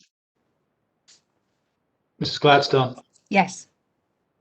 Ms. Lee. Yes. Mr. Joshi. Yes. Ms. Levitt. Yes. Mr. Singer. Yes. Ms. Sandler. Yes for April 13th, abstain for the 14th and 20th. Mr. Walker. Yes. We move on to the item 13 on the agenda, approval of action items. First section is personnel 21-32, personnel 21-33, and personnel 21-34. So moved. Second. Any discussion? Mr. Singer, go ahead. I have a question on 2133, the vacation carryover. We last discussed this back in October. And my question then is the same question I have now, which is how many staff members are involved and how many hours are involved? As far as the number of staff members, it's approximately 130 staff members in the district. So it would involve BREA members, secretaries who are 12-month vacation days. It would involve administrators and other 12-month staff that are non-bargaining unit, and also from the BREA, the 12-month buildings and ground staff as well. As far as the number of hours, it's, when you say hours, you mean how many vacation hours? I meant how many total man hours or woman hours? every employee will probably not take the 15 of them. We're leaving it open, so the way this is written, the employee can make a decision about if they would like to participate in this. So it is optional in that way. The one part of it that's important for the board and for the public to know is that there's a provision in it that these vacation days can't be paid out upon separation the way other ones can that are part of contract. And so in that way, there's not a financial obligation to the school district. It would really be whether that employee is taking the vacation day between now and June 30th or between now and June 30th of some future year. And the goal of this is to not force people to take earned vacation time that they wouldn't necessarily want to take now, and also in a time when the district really needs them in their role doing their job to make the school district function now and also preparing us for summer learning program and for next year. Absolutely. I think the last time we discussed this, there was mention that any days used would have to be approved by the administrator. I don't know if it was the superintendent or if it's the building administrator. Correct. The normal course for vacation days is that they have to be approved by your supervisor. So if you were a building level administrative assistant or secretary, your principal would be approving those. If you were the assistant superintendent, the superintendent would be approving those. So whoever your direct supervisor is would be approving them. The example that I used with somebody who was asking about this is if there's an employee who for next year would regularly have 20 vacation days. If they had some vacation days that they put into this, their supervisor would expect them to be taking 23, the 20 plus the 3 of carry forward. If the person was looking to take a whole bunch of vacation time, like for instance, if they were carrying over 15, and next year they wanted to take 35 vacation days, their supervisor would be well within his or her purview to say, no, I can't approve you for 35 vacation days next year. All right, thank you. I appreciate that. Last question is, does this require any sidebar agreements? I talked to the attorney, Doug Silvestro, about that, and he said it does not require that. However, I did speak about it with the president of the BREA, the BRPA, and the BRSA, and so there's a copy that has their signatures just indicating that they understand the provisions in there, but it doesn't require a formal sidebar. Good. Thank you, Dan. You're welcome. Any other questions? Mr. Stars, you call the roll. Mrs. Hurley, Yes. Mrs. Gladstone, Yes. Ms. Lee, Yes. Mr. Joshi, Yes. Ms. Levitt, Yes. Mr. Singer, Yes. Ms. Sandler, Yes. Mr. Walker. Yes. Moving on to the curriculum part of the action items. Curriculum 21-20, approval of workshop, conference attendance, and reimbursements of related travel expenses. So moved. Second. Any discussion? Mr. Stars, you'd like to call the roll? Mrs. Hurley, Yes. Mrs. Gladstone, Yes. Ms. Lee, Yes. Mr. Joshi, Yes. Mr. Joshi, Yes. Is that, Ms. Levitt, Yes. Mr. Singer, Yes. Ms. Sandler, Yes. Mr. Walker. yes. The business action items on the agenda, business 21, 109, 110, 111, 112, 113, 114, 115, 116, and 117. So moved. Any Second. questions? And There one was a 118 too. 118, sorry. My apologies. We have a first and a second. Any questions on those items? I'd like to take this opportunity to thank Ella Newsom, the Bradley Gardens PTO, Mr. and Mrs. Jason Klein for their donations. Thank you very much. Those really enriched the student activities and much appreciated. Mr. Stars, can you call the roll? Mrs. Hurley, Yes. Mrs. Gladstone, Yes. Ms. Lee, Yes. Mr. Joshi, Yes. Ms. Levitt, Yes. Mr. Singer, Yes. Ms. Sandler, Yes. Mr. Walker, Yes. Special services, part of the action items, SS 21-35, approval of paraprofessional service provider. So moved. Second. Any discussion? Mr. Stars, can you call the roll, please? Mrs. Hurley, Yes. Mrs. Gladstone, Yes. Miss Lee, Yes. Mr. Joshi, Yes. Miss Levitt, Yes. Mr. Singer, Yes. Miss Sandler, Yes. Mr. Walker. Yes. Action item other 21-42 and other 21-41. Any discussion on these would have to be in closed session. So moved. Second.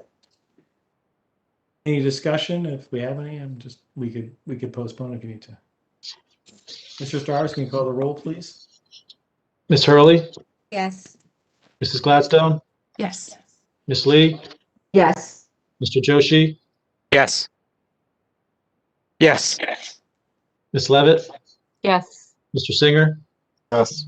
Miss Sandler, Yes. Mr. Walker. Yes.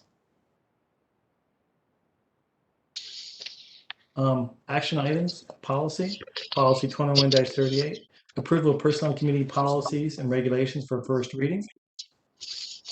So moved. Second. Any discussion? Yeah, I had a question on 4125. The changes that are made, is that to allow for an Ed Services Commission to provide substitute contracting work, meaning that it's a public entity versus a private entity?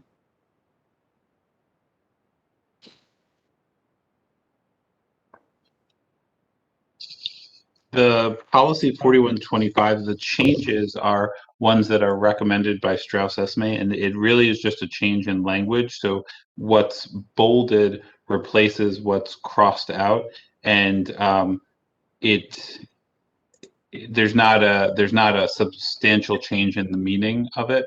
I don't think that it's designed to allow a specific educational services commission to be providing it. That's fine. Yeah, so the change in language specifically is a change from a contracted service provider to a private contractor, and I think the language is just more general language to make sure a Board of Education doesn't have a policy that someone would say, well, that's not actually a private contractor. Okay.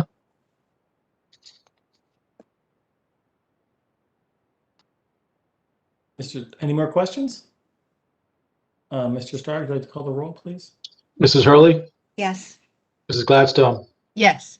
Miss Lee, Yes. Mr. Joshi, Yes. Miss Levitt, Yes. Mr. Singer, Yes. Miss Sandler, Yes. Mr. Walker. Yes. Item 14 on the agenda for this evening is open to the public. Individual or groups are invited to present their concerns, comments, and requests to the Board of Education at this time for any matters.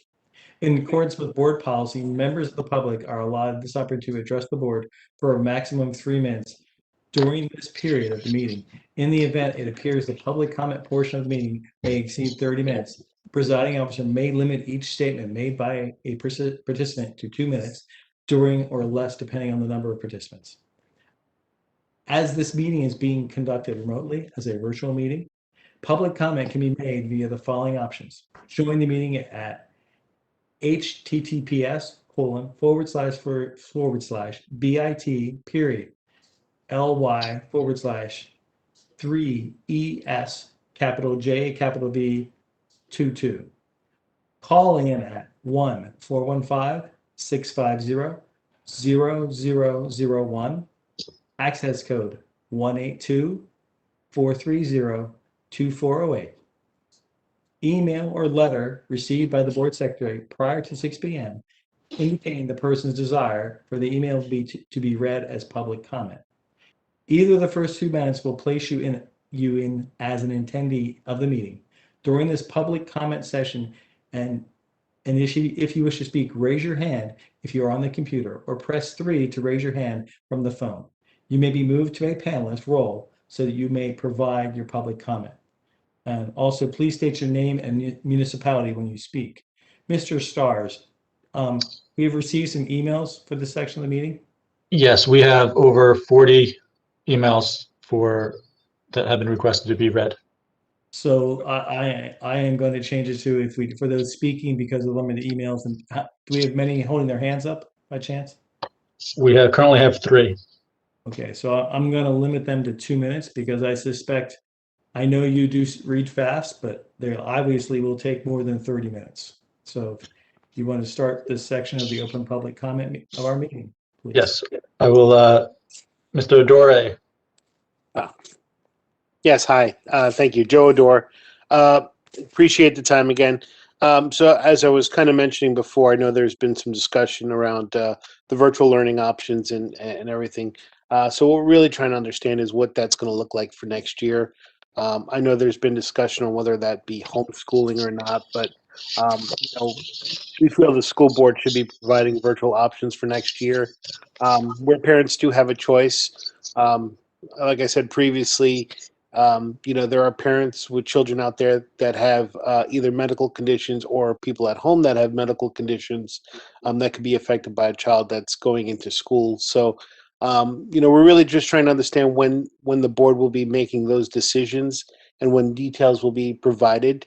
The current school year is starting to wrap up now with the fourth quarter, and people need to start making provisions for next school year and making sure parents are coordinating with their employers with situating virtual options. So we're really just trying to see when information can be provided and what that plan looks like. I know there might still be some gray area around it, but really just trying to figure out what that's going to look like because I do believe there's I included, but many parents who have a lot of anxiety about what that's going to look like for next school year. Thank you for your comment. Appreciate your time. Okay. Good job. Mr. Stars? Okay.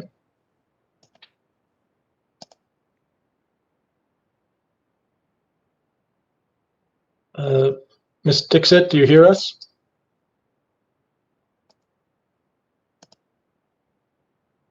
Hold on. Sometimes there's a delay in WebEx. Yeah. Ms. Dixit, can you hear us? Yes. Hi, this is Swapna Dixit, and I live in Bridgewater. I think at the last board meeting, the board members asked a lot of questions to Dr. Ficarro about opening up school, the lunches, and issues regarding trying to get the kids back in school 5 full days. We needed to start thinking outside the box and being creative. I think we really should still be focusing. It really should have happened, I think, this fourth quarter with the limited number of students coming back in. We really should have tried to go in 5 full days with lunch. And the reason why I'm saying that now that we do it this fourth marking period is because we can work out the kinks. Less students gives us time to work out the kinks when the fall comes around.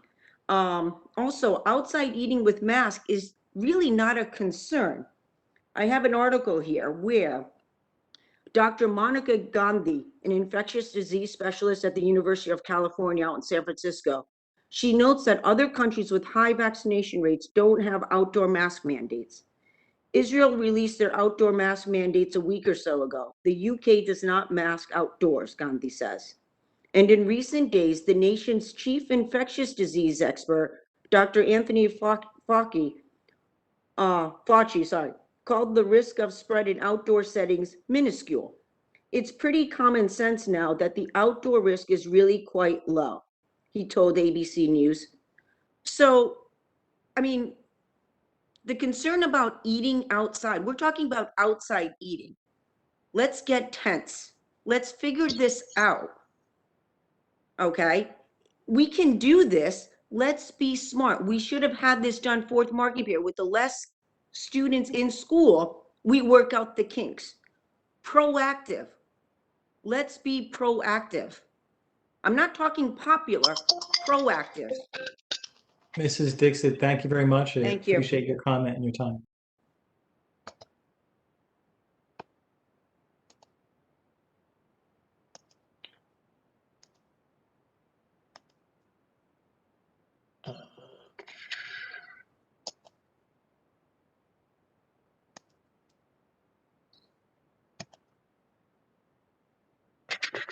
Ramla Taibakin.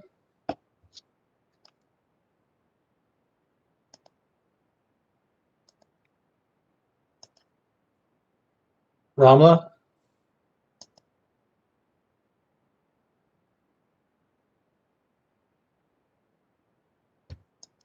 Ramla. Okay, we'll put a person back. And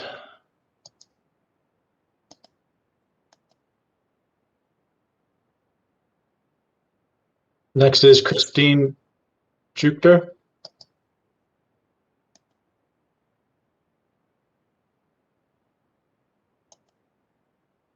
Christine.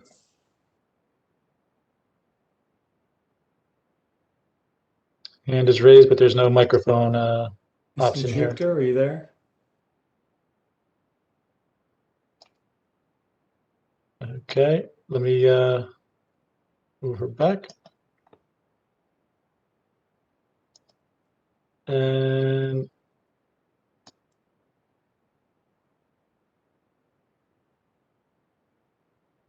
Miss Wesco, hold on. Miss Wesco, you there? Yep. Can you hear me? Yes. Okay.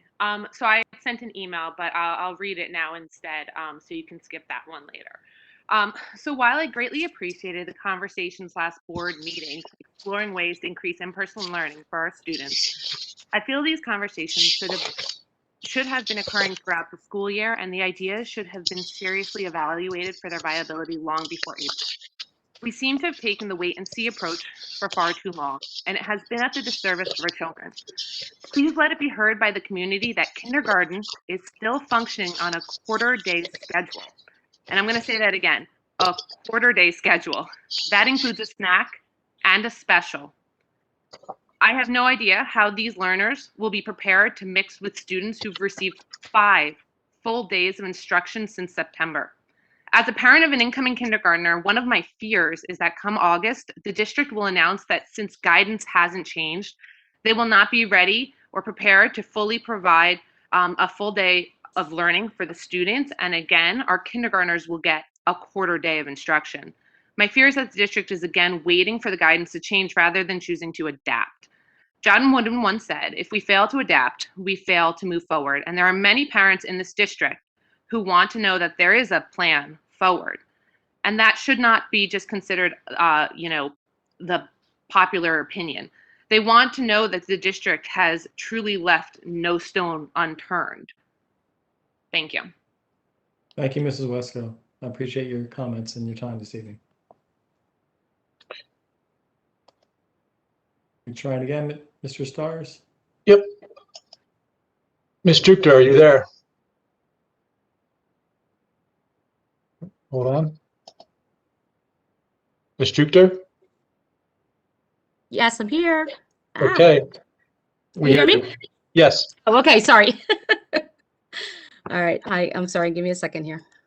All right. Before you actually start the clock on me, I just had one quick question I'm wondering if you could answer. How many, because we can't see it on our end, how many attendees are actually logged into the meeting tonight? Right now there's now 67. Oh, okay. All right, thank you. All right, now I'll begin.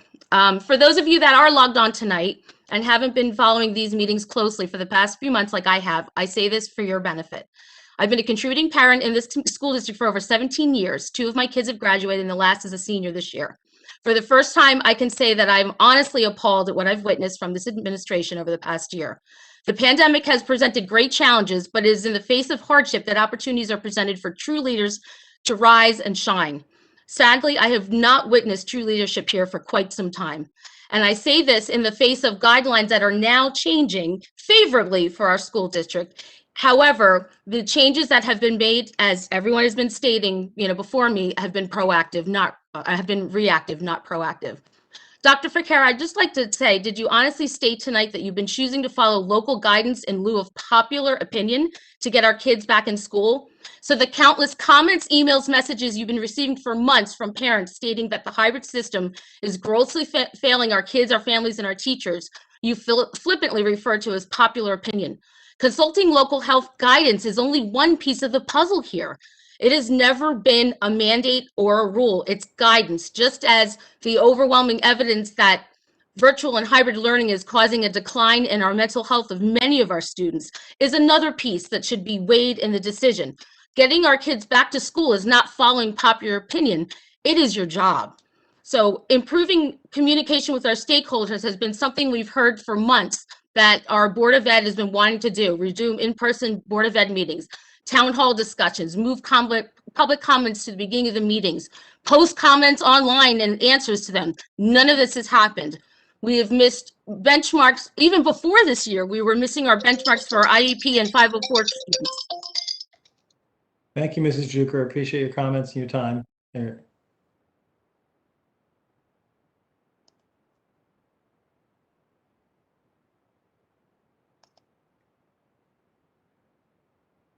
We have Orion. Ryan, can you please identify yourself and your municipality of residence, please?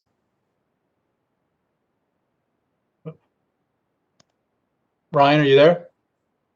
Yes. Can you hear me? Yes, Yes. Ryan. Thank you. Okay, great.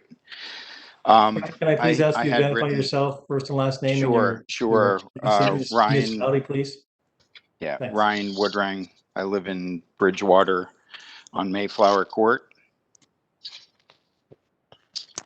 I did write a email this evening, so I'm not going to take the full 2 minutes. But the one thing that I did want to say is I don't understand how you keep saying that you're following the state guidance. And yet there's other schools that have to follow that same guidance that have found a way to open up 5 full days. That is my question. Okay. I'm all for following the guidance, but there's other schools that have found a way to get their kids back to school full time with the current guidance. We have to do that. That's the only thing I have to say right now. Thank you. Thank you. Thank you, Mr. Woodring. Appreciate your comments and your time.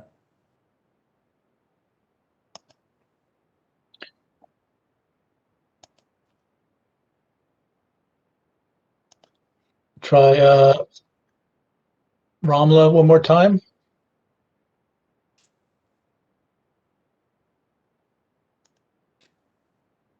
Ramla, are you there? Oh, there we go. Are you there, Ramla? Ramla? Can you hear me? Yes. Hi, this is Ramla Moghul Tayyab Khan. I live at 41 Taunton Drive in Bridgewater. I'm just calling to say that I am very disappointed that we did not do 5 full days in the fourth quarter. However, I have hopes that we will see this in September. I find this board to be very reactive versus proactive, and I am highly disappointed in their actions, or rather lack of actions. However, I wanted to see if the board had any plans in sharing with the public, because there are so many of us that feel that the board is not being proactive. Is there a plan on paper that the board has with milestones and actions, coordinating actions? If this is the milestone, if this point is met, we will be doing this. If these conditions are met, we will be doing the other thing. If this is not met, we will not be doing this. This is a document that the people would like to see, to clarify exactly what the board has in mind and what conditions have to be met in order for us to move forward. And I totally agree. There are so many other towns that are in the state, in the county, and I wonder why Superintendent Ficarra seems to find that it only prohibits him for opening the schools. Our kids deserve better. The board owes them that. Thank you very much. Thank you, Romola, for your comments and your time. Appreciate it.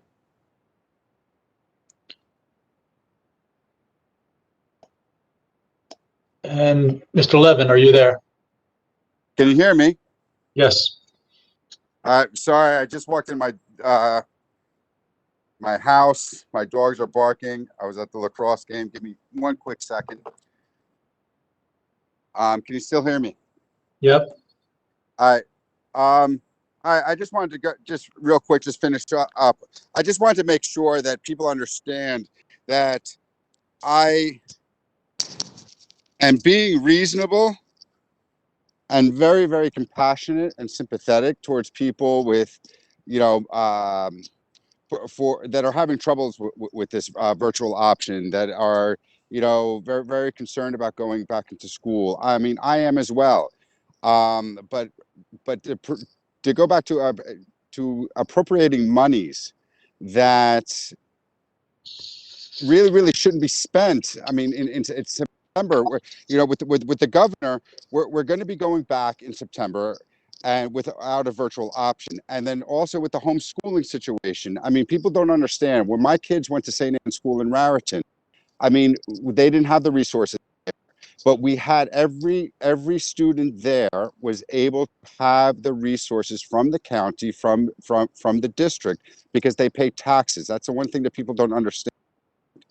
But going back to the ventilation, we need to really get this ventilation down pat, and with the mobile units that we can provide. I mean, what I've been hearing is that the Board of Education and the administration has actually been denying the requests from individuals, from manufacturers, to come in to do presentations to you about their HEPA filtration systems. And that's absurd that you're not even allowing somebody to come in and do a presentation about it.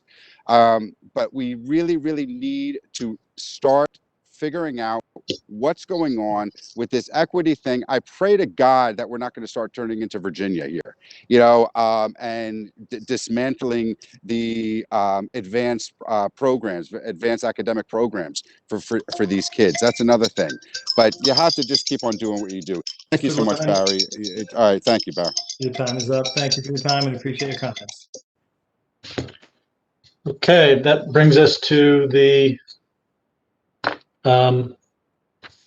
letters. And since there's so many, I've enlisted the assistance of Dr. Fonder to share some of the reading with me. So I will start. This is from Cynthia Lant. I write to request that Dr. Ficarra and the Board of Ed start planning immediately for a return of school of 5 full days, including lunch in September, under current guidance and recommendations. Another year of hybrid learning and another year of a half-day modified school day schedule reflecting less instructional time is unacceptable. Thank you, Cynthia Lant. And this is from Michael Pellegrino. I'm sending this email to you to voice that full-day in-person instruction with lunch is absolutely required in the fall. My kids need a full day. Virtual and part-time is just not working. I see it with my own eyes. The kids are being deprived of the education they need to have any chance of having a bright future. Nothing else is acceptable. Thank you, Michael Pellegrino. Next is from Nadine D'Alessandro. Mr. Stars, full day with lunch, in-person instruction is required for all of our students beginning in September 2021. Nothing else is acceptable regardless of CDC guidelines. It's been over a full year and there's no reason this cannot be logistically worked out. Nadine D'Alessandro, parent. This one is from Michelle Kramer. I write to request that Dr. Ficarra and the Board of Education start planning immediately for a return to school of 5 full days, including lunch in September, under current guidance and recommendations. Another year of hybrid learning is unacceptable. Our daughter has successfully been in full-day private kindergarten since September. If other districts and private schools have been able to make proper accommodations, there is no reason why Bridgewater can't. Next is from Marcy Weber. Dear Dr. Ficara and Board of Ed, as a concerned resident of Bridgewater, I'm writing to express my full support of opening our BRRSD schools for 5 full days of in-person instruction for the 2021-22 school year starting in September, as well as to voice my concern for the lack of commitment and effort demonstrated by our district administrators and elected officials to provide a concise plan that will ensure a full reopening under the current guidelines issued by the CDC, Governor Murphy, and the NJDOE.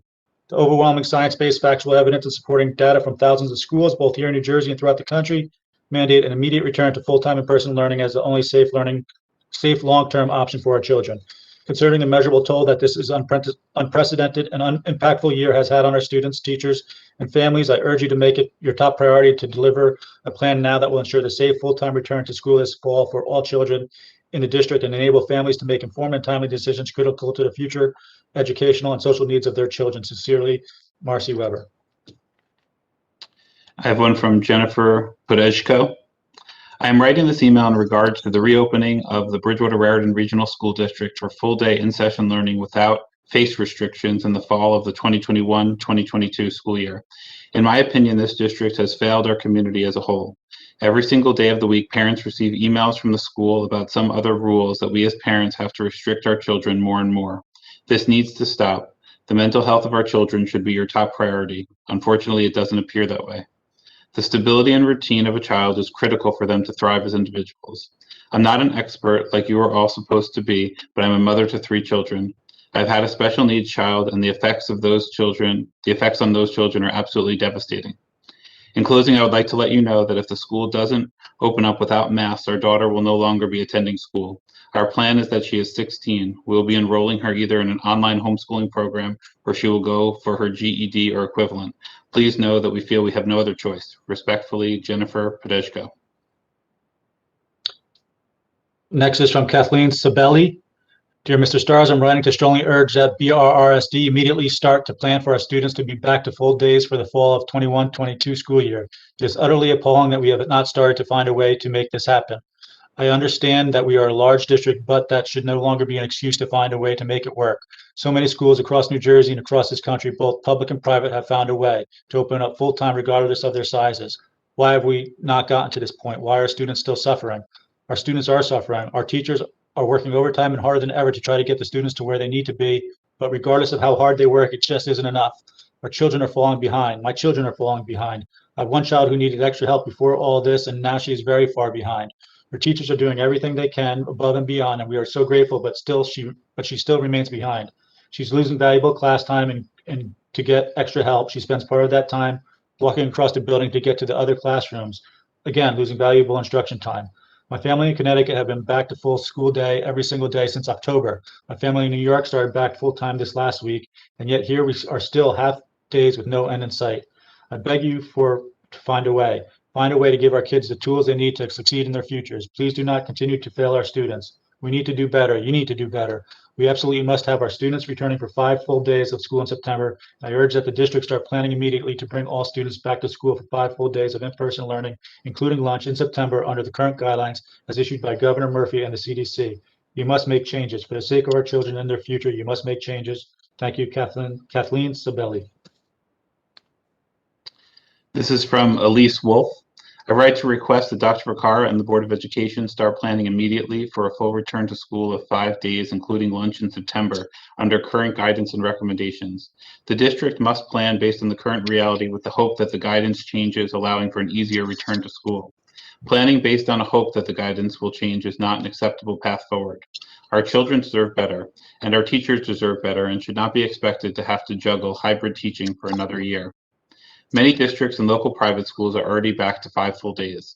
Another year without full-time in-person instruction in our district will have long-term ripple effects on our children's education and on the district as a whole. Planning for September needs to happen now based on current guidance with the hope that those guidances are eased. Thank you, Elise Wolf.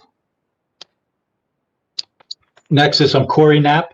The Bridgewater Raritan Board of Education must have a plan in place to open all schools full-time for a full day September 2021. I have 3 children in the school district, and unfortunately they have suffered academically, emotionally, and physically over the last year. They're not receiving the same education they did pre-pandemic. My daughter has been emotionally and socially hurt by the closures. Both my daughter and son have suffered immensely over the sports seasons coming to a halt. I appreciate what you have done to get the children in schools 5 days a week. However, we need the normalcy that comes with the full days. Thank you, Corey Knapp. This is from Payush Dixit. Dear Dr. Vaccaro and Board of Education, I write in support of students returning for 5 full days of school in September and ask that the district start planning immediately to bring all students back to school for 5 full days of in-person learning, including lunch, in September under the current guidelines as issued by Governor Murphy and the CDC. And that's Payush Dixit. Next is by Alex Grant. Dear Dr. Vaccaro and the Board of Ed, I write in support of students returning for 5 full days of school in September and ask that the district start planning immediately to bring all students back to 5 full days of school without the teachers having to teach virtually as well. The 5 full days of in-person learning, including lunch, need to be planned for now for September under the current guidelines issued by Governor Murphy and the CDC. There are states across our great country that have had students in the classroom 5 full days in September of 2020. Locally, both public and private schools have been in person 5 full days the entire school year, or at a minimum starting the 4th quarter of the year. There is no excuse as to why a plan cannot be put in place for September based on the current guidelines in place. Surrounding districts were able to do this during the 2021 school year, yet BRRSD continues wasting time on our students' ability to learn and keep up with their peers. Requesting to put a plan together for the well-being of our students in the district is hardly a big ask. Enough is enough. Thank you, Alex Grant. This is from Cheryl Kazi. Hello, Mr. Stars and Board of Education members. Please find this letter as yet another parent request to have our schools open to full day, in person, 5 days a week with lunch come September 2021, regardless of any recommendations. This is beyond frustrating and sad for our students and community. Anything less is unacceptable and for a blue ribbon labeled school. Not preparing for this is pathetic. There has been and continues to be plenty of time to make this happen. Our children are suffering academically at all levels. More importantly, our high schoolers will not be prepared for college. They are becoming lazy and unproductive. Do the right thing. Thank you for your time, Cheryl Kazi. Next is from Michelle Baxter. Good evening, Mr. Stars. I'm writing tonight to make sure you understand that school next year needs to be full day in-person instruction with lunch. Nothing less is acceptable. It is your job to provide an adequate education to the children regardless of what the state guidelines say in the fall. Anything short of full day in person at this point is not okay. It is easy to hide behind the guidelines and say your hands are tied, yet several surrounding towns and districts have been progressive and creative in their ways to get their students back to in-person school well before Bridgewater is able to. When a person takes a position of leadership, the job is not to make everyone happy, but it is to make the best decisions with the information that you have been given.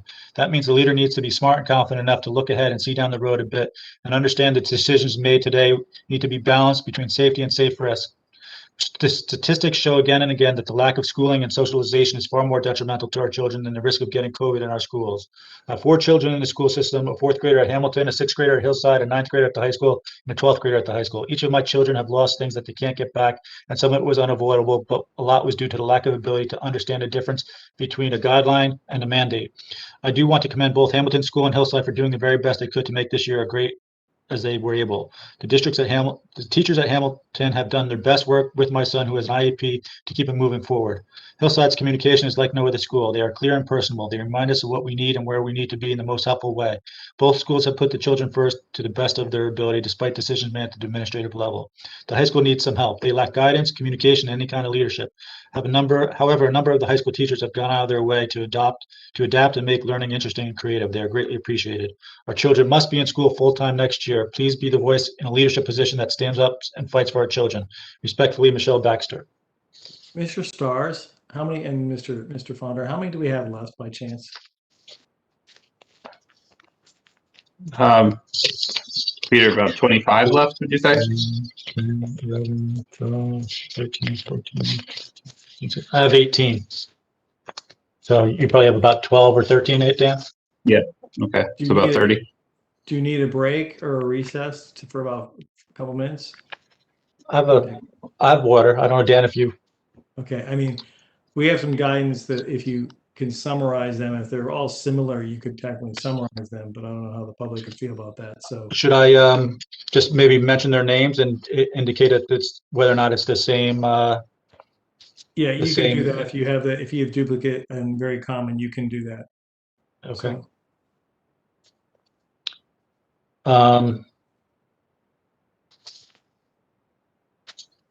So if you just give us a couple of minutes then to group them together. Does it remind if we take a recess for what, 5 minutes? Is that all right? Yeah, that's more than enough for, that's more than enough. Okay, Sure. take 3 to 5 minutes, guys. Let's take a recess, okay?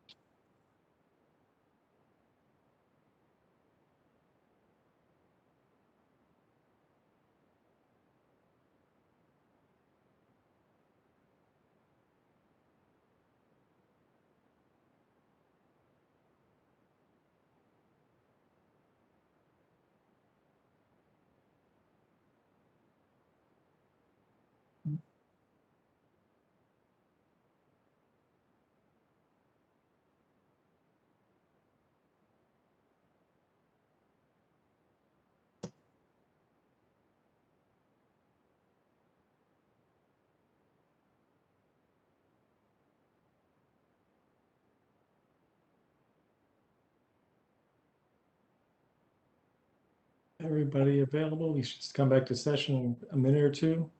Mr. Fond or Mr. Dr. Fond, Mr. Stars, if you can please read the name and the person doing it, or if there are similar emails, you can combine their statements. And those that, are completely independent, I'd like, if you could read them all.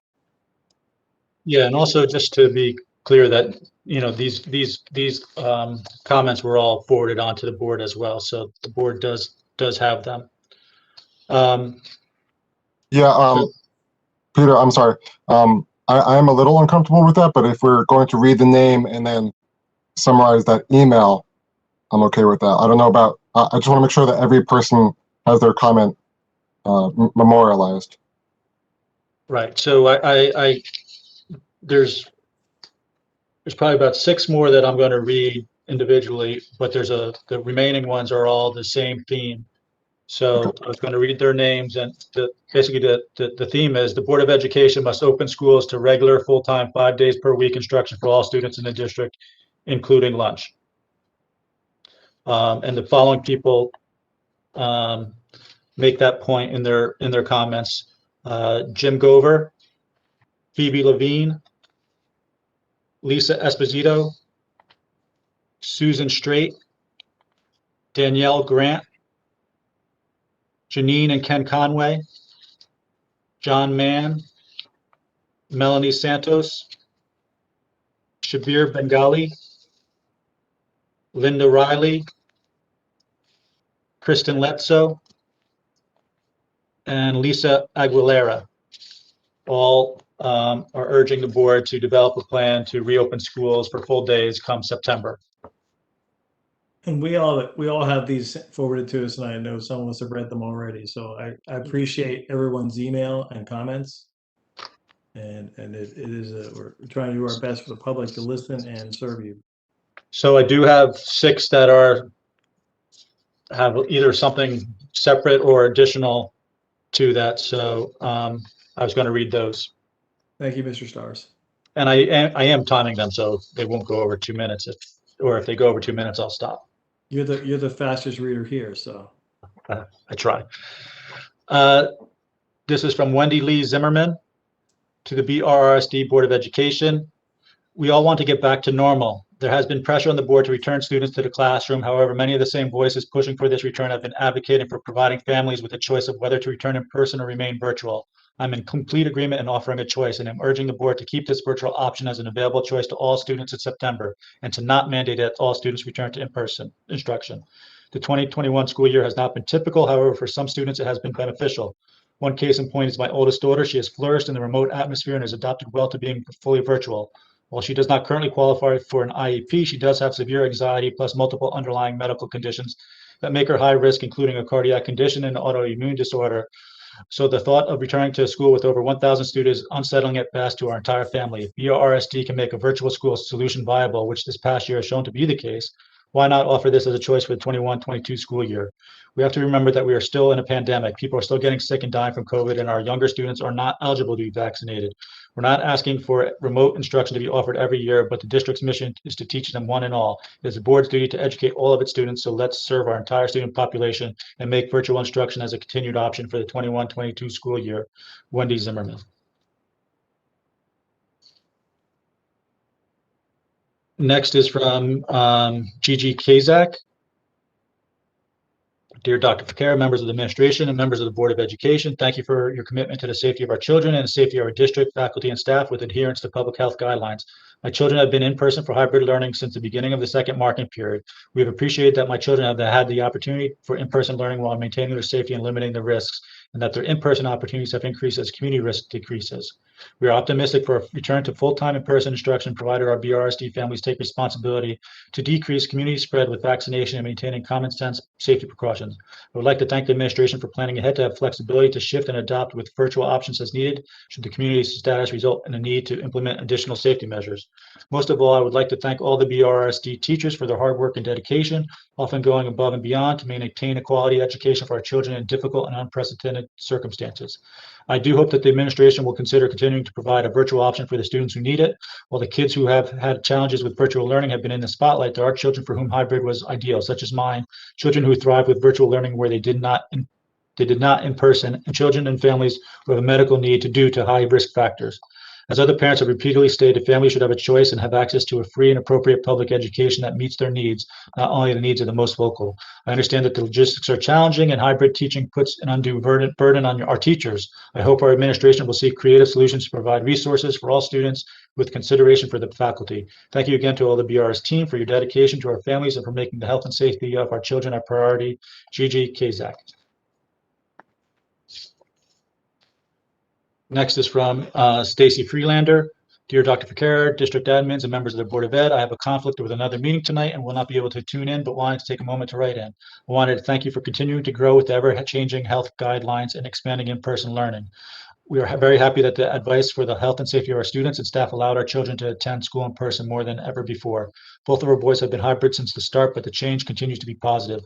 Our 7th grader expressed that this was the happiest he's been and is now in class of many instead of just 2. Our 2nd grader is happy his routine is more focused now and enables him to have a more regular day. As the COVID positivity rates continue to drop and more become vaccinated, we hope to see more changes down the road. I look forward to continued positive news for September. Again, just a thank you for all the hard work to everyone involved in making these changes and continuing to have the health and safety of everyone at the top of your concerns. As Teacher Appreciation Week comes up next week, my husband and I would like to give a huge kudos to all the teachers working with our boys this year and know that they are the true heroes. Stacy P. Friedlander. This is from Nick DiGiovanni. Thanks very much. 15 months ago, we were a blue ribbon school district, one of the best in the entire country. Sadly, over the past several months, our Board of Education meetings have turned into train wreck TV. Parents implore our district leaders to show leadership and move us forward. Out-of-town friends and relatives ask me why Bridgewater School District is going down the tubes, and still they look for an excuse to remain behind, failing the children of the school district miserably. The New Jersey School Board Association website says that the Board of Education's job is to set policy. It's up to the superintendent and the administration to carry out these policies as set forth by the board. Yet the board has willingly ceded all its power to the administration. Whether it's due to personal opinion, fear, or other outside factors, the Board of Education as a group has turned into puppets of the administration.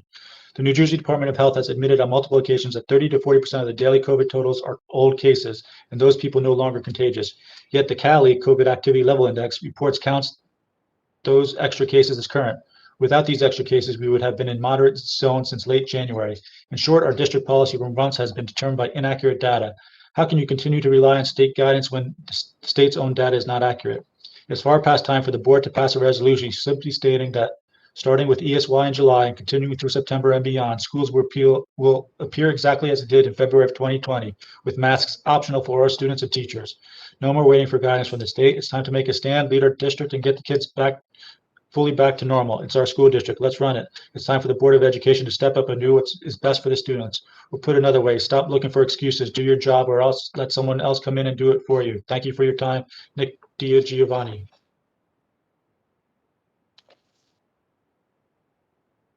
Next is from Deanna Nye. Dear Dr. Fakara and Board of Ed, I'm writing this evening to express how important virtual choice is for the upcoming school year that is close to what we currently have for some of our students.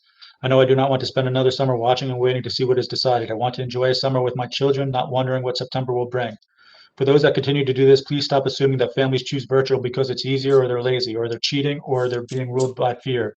Those false assertions have been hurled at virtual families by many. Families who choose virtual have valid reasons. We are still in a pandemic. This pandemic is far from over and vaccinations are not foolproof. Please stop assuming that school in person is what's best for everyone. It's not. It may be the best for athletes, the popular kids, the kids without medical conditions, the kids who are not isolated during normal school. But for many kids, returning to normal actually means returning to crushing isolation, being left behind because normal wasn't actually working for them. The virtual learning environment worked in their favor. As the district sought information from those parents and children that have been on home instruction prior to the pandemic and how they are feeling about the current model, I'm sure if these questions are asked, you will have the potential to find that the virtual component that we currently have is allowing their children to be an actual part of their classes. These children have been able to engage with their peers, be a part of daily routines, and most importantly, they may no longer feel so isolated. Inclusion is nice. This has now become their normal. They need to have a viable option too. A virtual choice is acknowledging that you accept that some do better virtually. It is acknowledging that some need it. It is a chance to support those children who are thriving remotely and let them continue achieving all they can, not throw them back into everyone else's normal and expect them to be just fine, because they will not. They will fall behind again. They will feel left out again, and Johnny will be made fun of yet again. A virtual choice is what some of our families need, not a virtual selection by those who think they know what is best for our children. Many have valid reasons that are not solely defined as medical diagnosis. Our children are humans, they are not numbers. We as parents know what is best and see it firsthand how hard our children are working and always have, and we should not have to opt for homeschooling when the technology is there to keep our children within our public school system. This may come as a surprise to some, but we pay taxes too, and telling us to homeschool is not the right answer. Virtual has become, okay. And my last one. You read the name on that one, Peter? You read the name on that one? Oh, it was again, Deanna Nye. Thank you. This is my last one. That is from Adam Jupiter. For several months now, the Board of Ed has discussed the future school calendar. The effort made to determine how many holidays, snow days, etc., are included in the calendar shows that you have the ability to have open discussions. However, when it comes to the need of open our school, do you all lay down like lambs to the interim emphasis intentionally added superintendent? As reported in the Wall Street Journal, April 9th, 2021, according to data from the CDC, between March and mid-October 2020, the number of mental health related ER visits per 100,000 total visits rose from the year earlier period by 24% for 5 to 11-year-old and by 31% for 12 to 17-year-olds. Some of you, like Jessica Levitt, ran on a platform of improving mental health for our vulnerable students who have already seen an alarming increase in anxiety, depression, and eating disorders. Why have you just sat silently as this Board of Ed and interim superintendent continue to make poor judgment decisions like keeping 6-foot distance from desk to desk, which is not what the CDC guidance even said? Now knowing what we know about the impact of mental health in our students and that it is safe for them to return to a full schedule as teachers have access to vaccinations today, regardless of whether the guidance changes between now and then, you remain silent as the interim superintendent proposes no plan to ensure our kids are back to school full time in the fall. What about the rest of this Board of Ed? Have you nothing to say? Do you not want to even question the thoughts behind these decisions? Jill Gladstone wants to run for township council, yet she's shown no decision-making abilities in her current role on the Board of Ed. Jackie Barlow has frequently cut off any discussion related to challenging the interim superintendent and his lack of decision-making other than put in the least possible effort to be creative and get our kids back in school. Please speak up. You were elected to help educate our children, and as now you are failing miserably.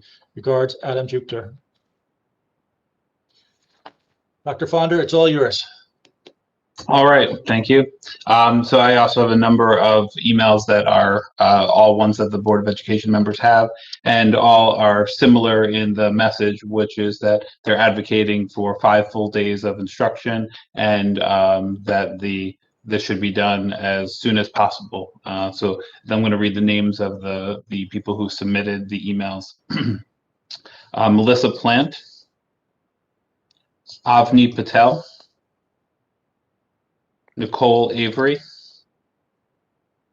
Amy Markovich, Drew Frick, Walter Cifuentes, Dawn Cifuentes, Lorena Straka, Kathy and Thomas Kelly, Nadja Gosick, and Eric Gill. I have 2 other ones that are different in some way, so I'm going to read those. The first one is from Lisa Rotundi, 201 Church Street, Bridgewater. Dear Dr. Vaccaro, District Administration, and members of the Board of Education, I am writing as a parent to thank you for your steadfast commitment to following public health guidelines and the expansion of in-person learning. While this year has brought many worries for us all, I'm glad that I didn't have to worry that my children's school district was going to make decisions running contrary to advice from the health and safety experts. My 7th and 12th grade children have been hybrid from the start, and I've grown in comfort with them attending school in person more days per week as our state's COVID transmission rates have dropped and more of our population is vaccinated. I'm also thankful that our older students are not eating during the school day and that the day remains short enough to allow them to get home in time to eat a good lunch and continue their homework or tutorial periods. Thank you to all district personnel working to constantly shift practices as new guidelines come down from above. Your work is appreciated. And an extra special public thank you to my children's teachers who have gone above and beyond expectations all year long. And the other one is Anne-Marie DePrimo, 2314 Brookside Drive, Martinsville. Number 1, Are September plans in a holding pattern with an anticipated modified directive from the governor's office? Number 2, despite the district's stance on interpreting the guidelines to require 6 feet of distance between students, and in light of the modified 3 feet guidelines, has the district explored purchasing desk shields or plexiglass? Number 3, what, if any, incentives are being made to address potential staffing shortages, i.e. offering incentives for early retirement, offering other incentives for teacher staffs to return to the classroom? Number 4, does the district have a position on whether the vaccine is enough to bring staff back to our building, to our school buildings? And that's it. Thank you, Mr. Friend, Mr. Stars. Are there any new hands raised people who haven't spoken, Peter, anything like that? We do have some new names up there. I can give some levity here for them to speak if you don't mind. I'm sorry? I think we should give them a little levity to speak as they did call in. So if you want to bring them in if they're new, that'd be great.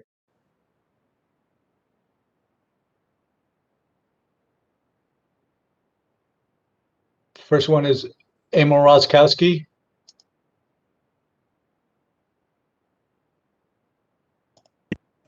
You're unmuted. You there?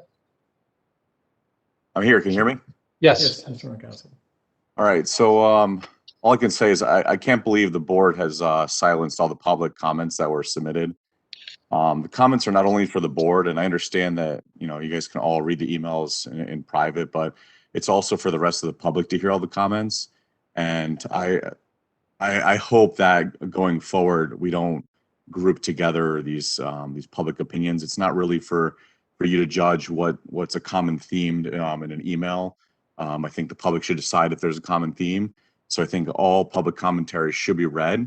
And if that's going to be the new policy going forward, then everyone who's listening, I urge you to not submit any emails and just wait until the public commentary and voice your opinion live. That's really all I have to say. Thank you. Thank you, Mr. Roginski. Appreciate your time and your comments.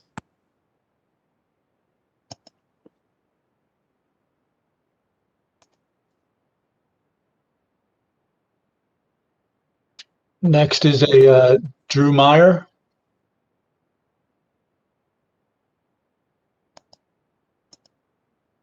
Mr. Meyer, are you there?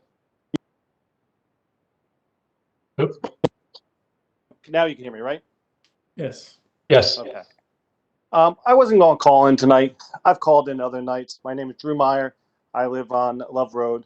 But I find that you guys are hiding behind this virtual interface. And now you are silencing people of the community who want to come and voice their opinions to you and to the rest of the community. And you are arbitrarily saying that a letter from one person and another person is the same thing. I think that is a wrong message to be sent by the Board of Education, who we as a community elect.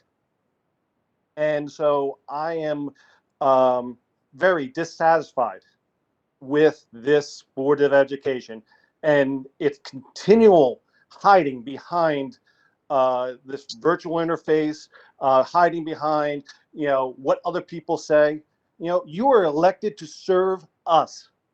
And the least you could do is sit there and listen to the community as they speak to you and not just ignore it. I'm very dissatisfied in each and every one of you. Thank you.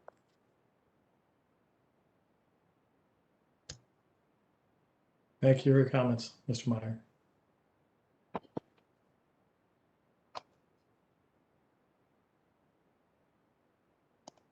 How many more do we have, Peter? 3 or 4 at this point. Anita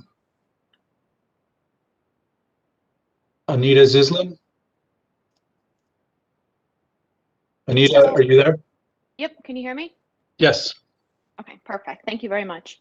I wanted to make a point, not to sound very obvious, but decisions that are made today, or rather lack thereof, are happening by individuals that in a matter of months will be gone. And the way this is going, I think this is almost like a guarantee. They're going to be off this board with new members. We're going to have a new real superintendent at the helm leading this community. While we all look forward to this reactive board moving on, I think we have to acknowledge that this is a matter of flexing their muscles in the 11th hour with decisions that will have long-lasting impact beyond November, beyond the next couple of months, that will impact our kids for who knows, it could impact our kids for years, right? For the remaining members, we really look forward to you. We chose you, we picked you, you live in this community, you speak for us. This is a matter of, yes, there may be kids for various reasons that virtual may work for the general human, for a human, you need social interaction. Our children need that. We moved our kids, I've spoken before, we moved our kids to a different school where they're thriving, and we really want to move the kids back. The kids want to move back with their friends. As a matter of fact, I also like my email to be read, because while my email may have a similar sentiment, I spend time out of my day, and I work full time to write a thoughtful message to the board, and I really demand that my email be read along with some of the other emails. Grouping emails together is not appropriate, it's not responsible, it's not representative. Thank you.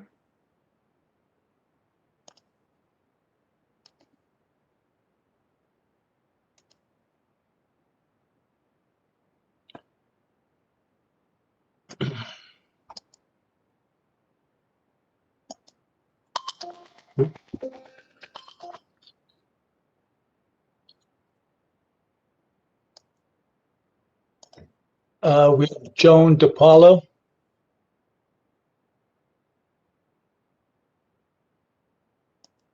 Joan, are you there?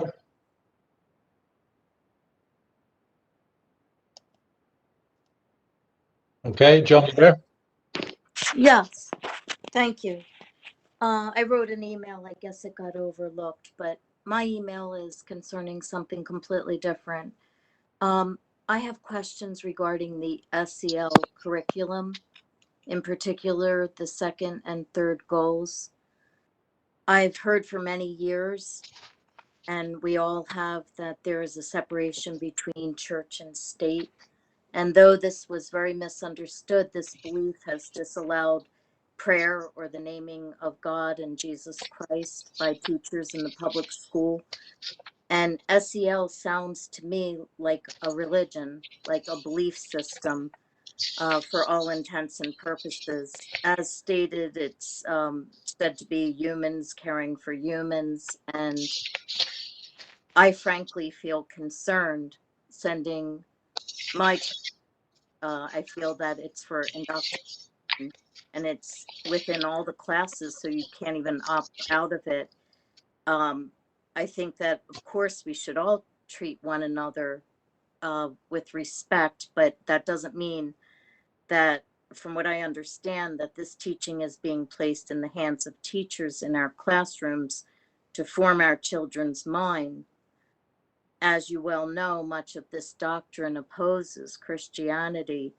So I'm wondering where we stand in this. How do you justify yourselves in taking on this role of teaching our children about things that we don't agree with, that it's not natural? Thank you for your time.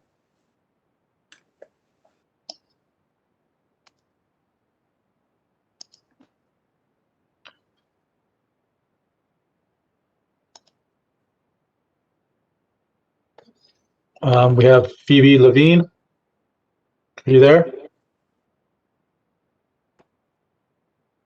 Phoebe?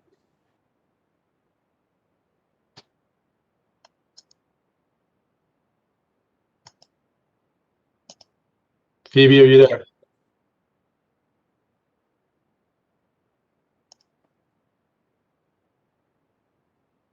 Okay.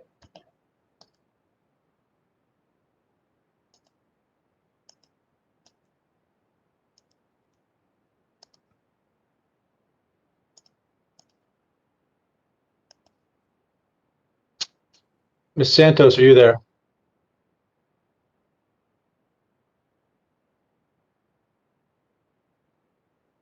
Ms. Santos?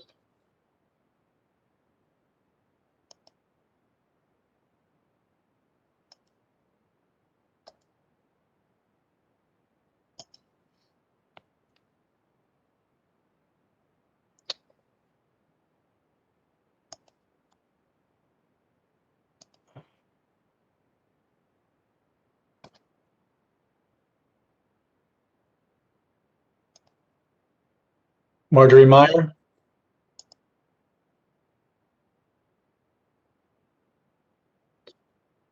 Marjorie Meyer, are you there?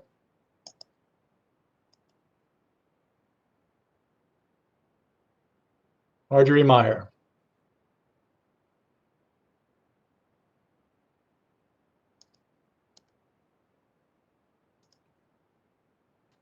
Hey, Peter, and Barry, I just had a quick question. I'm sorry to interrupt. Barry, when you mentioned before, sorry, this has just been on my mind, that it was okay to group the letters together. What was that based on So exactly? I had reached out earlier to Dr. Vaccaro and Mr. Stars to ask about legal advice, whether reading them, because the time limit going on and the amount of reading, and it came back from our council that we were able to group associated together, reading the names and the topic of them. I understand it's upsetting some people this evening, and it's a lot of time. I mean, I've also personally want to look after the board. We had a long week last week and a long week at buses too. So if you feel we should read them, I'll take a little more information. But with that, under legal advice, we were asked we could do that. So they were very similar topics. And just so I At a understand, regular meeting, we would be able to say, if anyone agrees, can you stand up if we were at an in-person meeting? But very often the people want to speak anyway. Yeah. You know, we allow for that. I don't know that I'm comfortable with it like that. I understand, I appreciate and understand you're looking out for us, but I'm not sure I'm comfortable. yeah, I'm not totally sure how I feel about this. Especially, I mean, the temperature's already pretty hot in here with everybody. I think it might be worth it. That's just my 2 cents. I just wanted to say something. Hey, Barry, I didn't know, I was gonna wait till we knew that there was no other, that there were no other callers. But I mean, I was just waiting for Peter to say that's it, and I was gonna jump in, but thank you, Lucy and Lynn, but I don't feel comfortable. I didn't feel comfortable when we took the recess. And I know, and what Lynn said, when we're in person, there is a little past practice in person.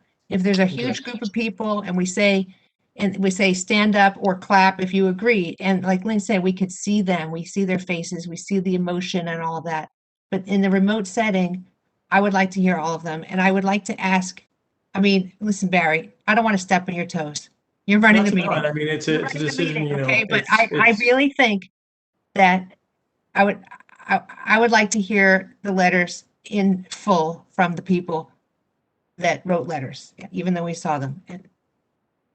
But it's you're running the meeting, and I don't mean any offense. understand if we have, how many are there left? The expectation was Mr. that Connor, Mr. people would Stars? hear what they bothered to sit down and write. Right. I don't think the number matters right now. You know. All right, Mr. Stars, Mr. Fonder, how many are left? That we did not read, that we combined? Combined. I think I had about 10 or so probably. And I have 11. And if you guys want a break, we can read some too. Yeah. I'm okay It's reading. the same Obviously, email, it's an issue as in person we would condense as well as now. So very similarly, it's the same opportunity but different. Yes, I understand they wrote them. If you feel the majority of the board feels they want to read them, I'm more than open to let them read them. If I can interject, we had attorney advice that we can consolidate letters if they all were saying the same thing. But I think the reaction from the public was that seemed to be a cover-up of something that was not said or we didn't want to hear said. And I think we have, I think we would be better served by just allowing each letter to be read so that no one goes away with the impression that we silenced anyone. I didn't want to silence them. I was trying to give the opportunity, and you do what's best you feel at the time. And in public, we may have done it differently, and now online. So, Mr. Fond or Mr. Stars, can you continue, please? Certainly. Sure. I think you said, Mr. Stars, you had 10 and I had 11, so I'll go first, and then we'll end with me. Well, mine was just an estimate. Oh, okay. Well, You can go first, though. You can go first, though. All right. This is from Eric Gill. I write to request that Dr. Ficarra and the Board of Education start planning immediately for a full return to school of 5 full days, including lunch in September, under current guidance and recommendations. Another year of hybrid learning is unacceptable. Regards, Eric Gill. This is from Jim Gover. Good afternoon, Mr. Stars. I'm writing to you regarding in-school instruction for Bridgewater Raritan School District. Today, the path is clear. All kids from K-12 must attend schools 5 days per week for regular hours. There isn't any national science, state requirements, or local policy that can prevent this from occurring in full. I have a nephew in the district, and he, along with his classmates, were penalized unfairly by the district over the last year. Please recognize remote learning and the Board of Education hybrid model is largely a failure. I have 18 years of teaching experience in adult training. This model has cheated all kids, included all special needs students. It is very important. The Board of Education must open schools to regular full-time 5-day per week instruction for all students in the district. Do the right thing as soon as possible. Regards, Jim Gover. This is from Nadja Gosick. Mr. Peter Stars, everything I heard so far, the school system does not have a plan to return children in September for in-person 5 days full-time, including lunch. How is this possible? The school situation is not a mere inconvenience. After a year plus, it has mental, physical, and financial consequences heavily affecting the children. I understand there are safety concerns, but with the vaccine rollouts, most should be inoculated by then, especially educators, elderly, and individuals with underlying disease. I am positive most parents would be willing to help you find solutions and chip in to make this work. Sincerely, Nadja Gosick. Next is from Christine Letzo. I'm writing on behalf of my daughters, a 7th grader and 9th grader. This year has been extremely difficult on them both socially and academically. Yesterday, my 7th grader came home and was happy for the first time since March 2020 to be in school. She saw lots of other children at school and finally had more than one other student in her class. She's in all E classes and has been on high honor roll this year, but she has not been engaged. She's depressed most of the time, which is not her usual personality. My ninth grade daughter has also done well this year and is not a big fan of school, but has been so excited to be in school in person.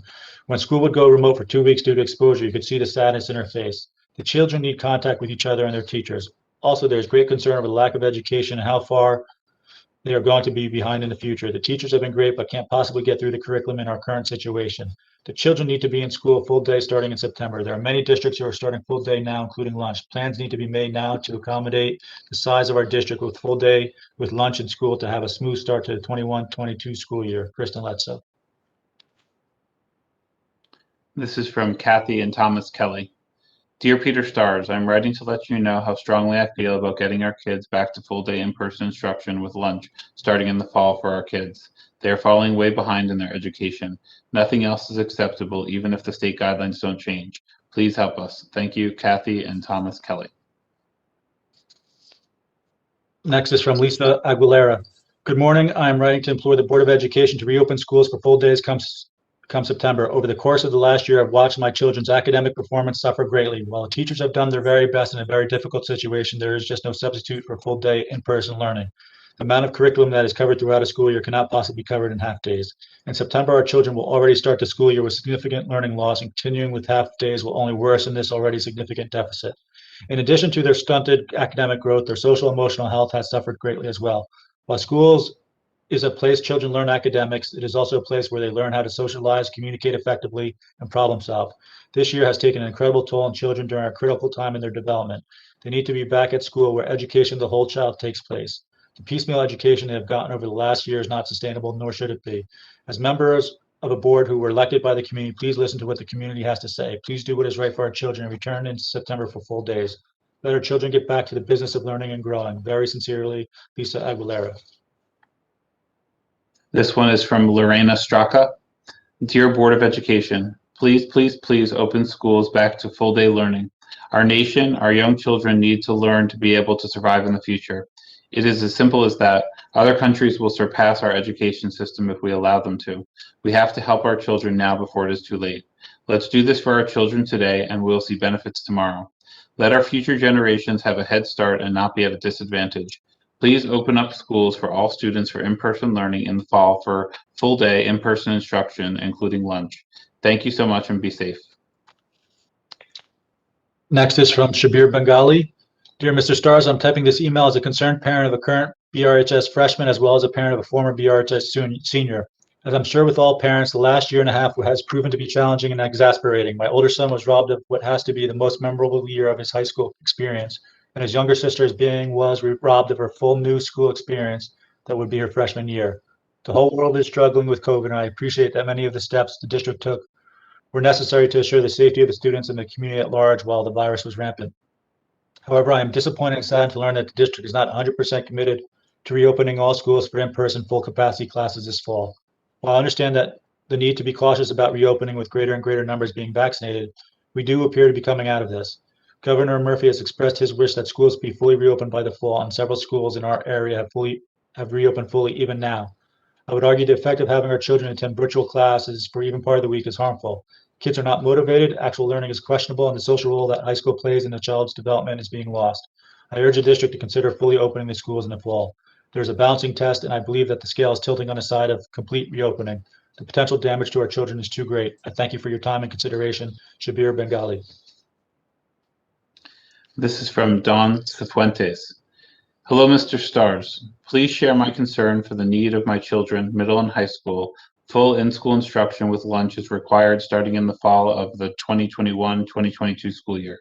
Nothing else is acceptable, even if state guidelines do not change.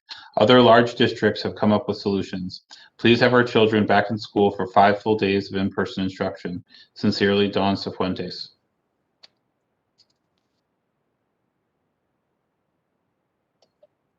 Next is from Melanie Santos.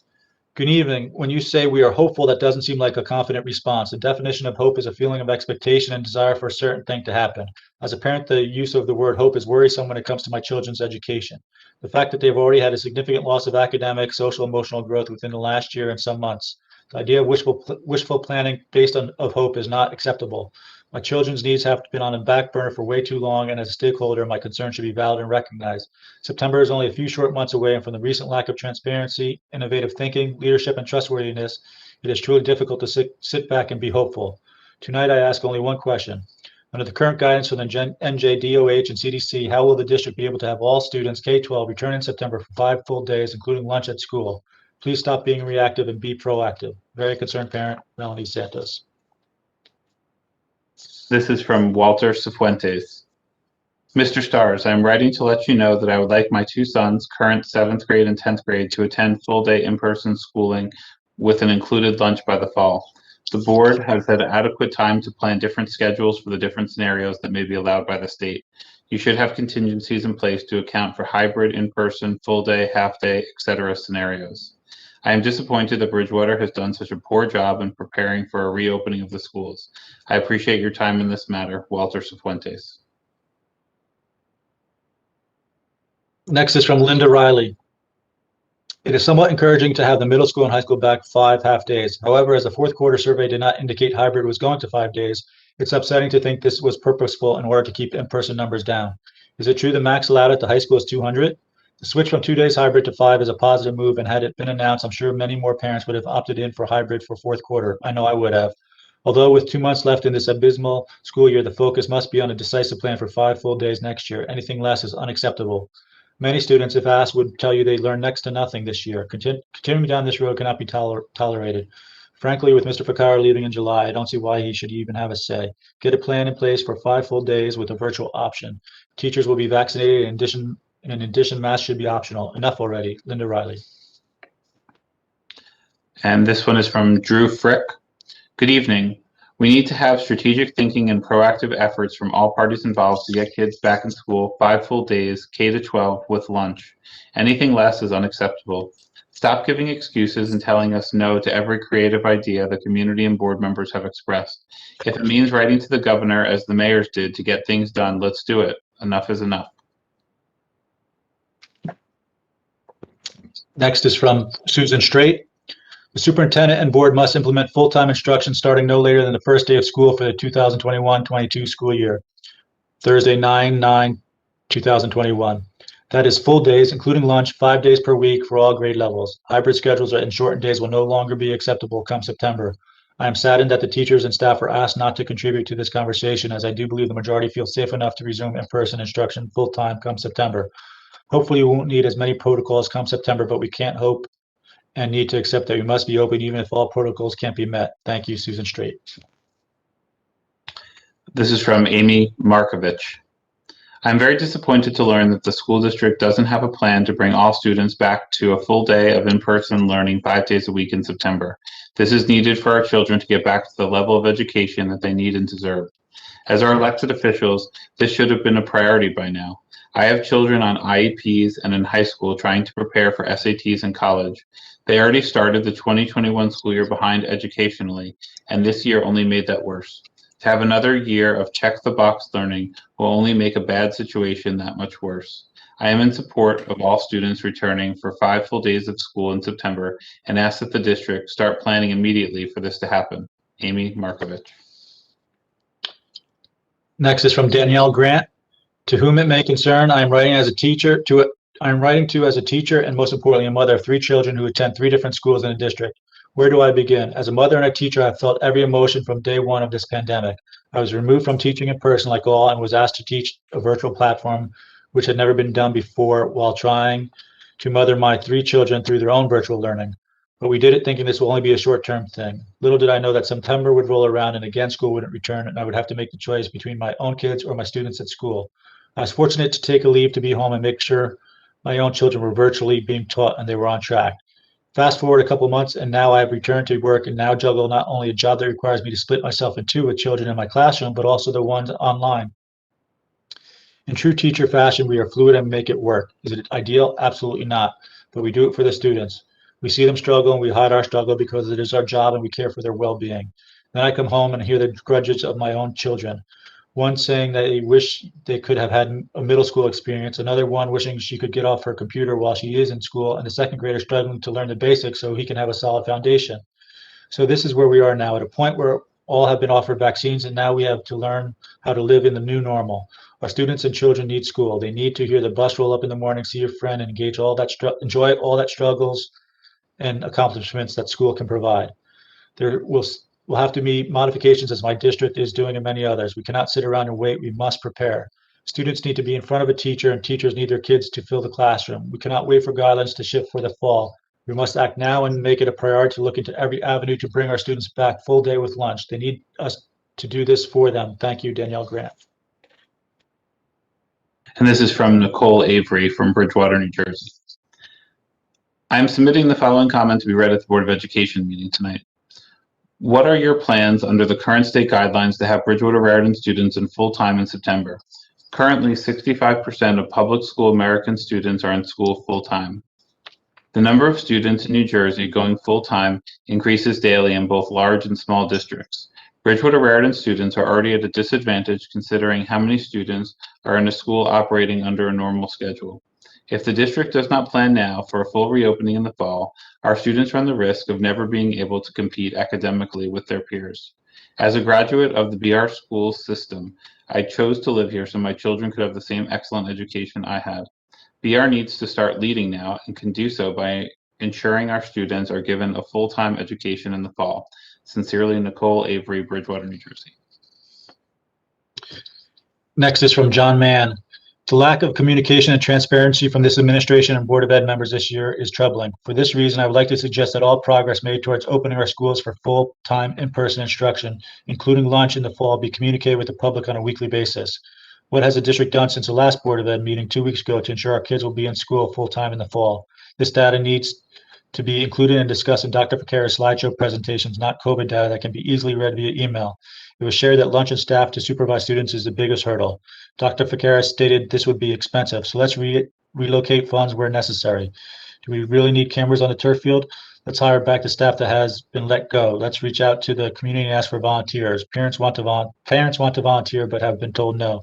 Parents wanted to fundraise early this school year, but were told by Dr. Ficara money is not the issue. The last Board of Ed meeting was the first time that some board members brought up creative solutions to increase in-person instruction. The public was made to believe that these discussions have been happening all year long in closed sessions and in special committee meetings when it was clear that this was the first time Board of Ed members explored creative options. I want to give all our board members a benefit of the doubt and not assume that it was a political stunt to win votes for town council, but it's truly hard to believe that some of our board members have the community's and our children's best interest in mind when they have been far from proactive in getting our kids back in school this year. For those that have asked the hard questions, thank you, but we, the people who voted for you, need more from you, and we need it now before it's too late. Our kids deserve better. If you're not up for this challenge, please step down and let those willing to lead take your place. John Mann. This is from Melissa Plant. Dear Dr. Ficara and Board of Education, I write you this email with much frustration as our district has continuously talked in circles on the plan to bring our students back for in-person 5 full days of instruction in September, including lunch. I believe the reason the plan has not been communicated in any way is because there still isn't one, which is totally unacceptable. The district has had over a year to strategically create and implement solutions to accommodate the needs of our students.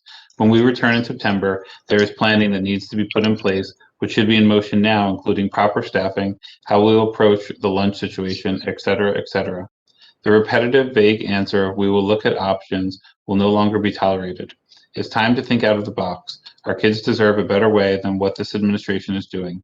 We are falling behind other districts that are comparable in size and that face the same challenges, yet have found a way to implement full-day instruction successfully. We are behind the curve in our county due to the lack of vision, leadership, poor communication, and non-transparency of this administration. There's a job to do, so please be invested and do it. Get our kids back in school 5 days a week with full-day instruction. Thank you, Melissa Plant. Next is from Lisa Esposito. Dr. Ficara and the Bridgewater Raritan Board of Ed, on March 30th, A Time to Act, COVID-19 Academic Slide in New Jersey was published by Jersey Ken, the nonprofit focused on high-quality schooling for all New Jersey students, the first statewide study to quantify learning loss for New Jersey students during the current school year. It found significant drops in the number of students at grade level in ELA and math. For grades 3 to 8, there's a projected to be a 24 percentile point drop in ELA proficiency and a 23 percentile point drop in math proficiency. The study also found that an additional 143,000 students are expected to fall behind in ELA and more than 129K in math.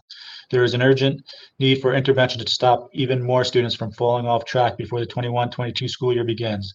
It is no surprise that many students have slipped academically in the months since the start of the pandemic, including so many within our district. Initial research from early in the pandemic forecasted a staggering learning loss for a majority of students, and lower income students were expected to be hit particularly hard.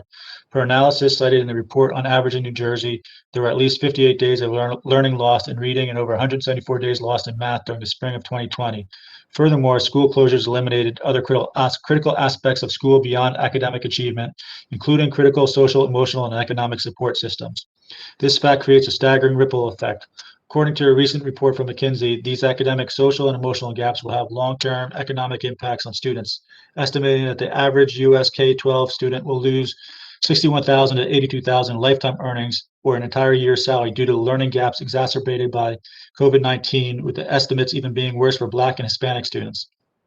Altogether, K-12 students are expected to lose $110 billion in annual earnings due to COVID-19 related school closures, with $98.8 billion of that due to loss of learning and $11.2 billion due to the increase in high school dropouts. It took until fourth marking period of this year for all you to get kids from kindergarten through 12th grade back into school 5 days a week, despite the fact that schools have not been found to act as super spreaders and do not impact.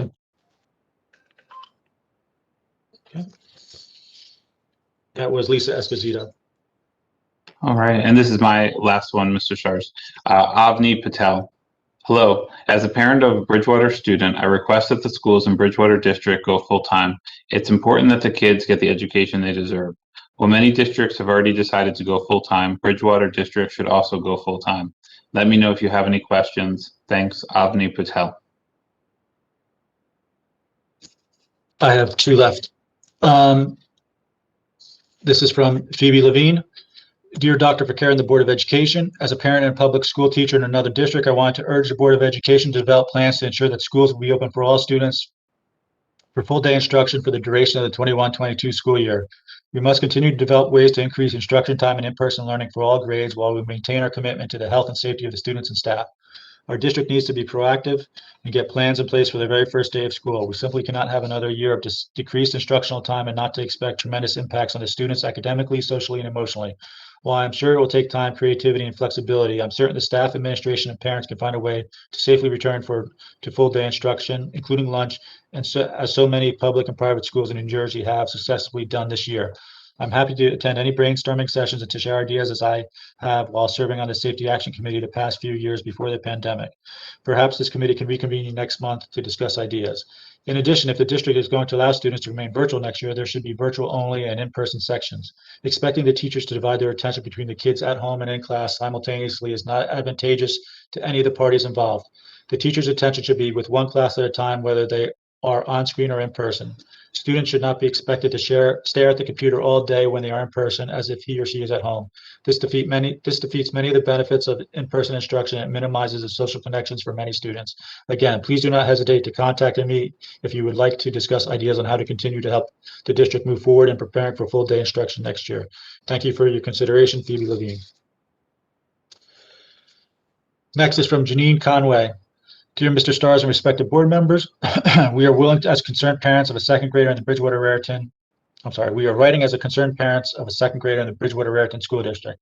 While our daughter is part of a great school with wonderful teachers and a caring principal, the inconsistent learning model of virtual, then hybrid, and now half day in person has taken a toll on our daughter's ability to absorb and learn. Although we are happy to have her back in school 5 days a week, the shortened school day is just not enough to compensate for the hours of missed learning she had. I know that we are not the only parents that feel this way and ask that the district start planning for a full 5 days of in-person learning. If private schools and numerous other schools in New Jersey have already laid out plans for a full-time in-person education, there is no reason our Blue Ribbon School District hasn't done the same. Thank you for your time. Janine and Ken Conway. That is all the readings. Thank you, Mr. Stars, Dr. Fonder. I appreciate that. We appreciate everyone's comment, but I'm going to say we acted on the advice of counsel.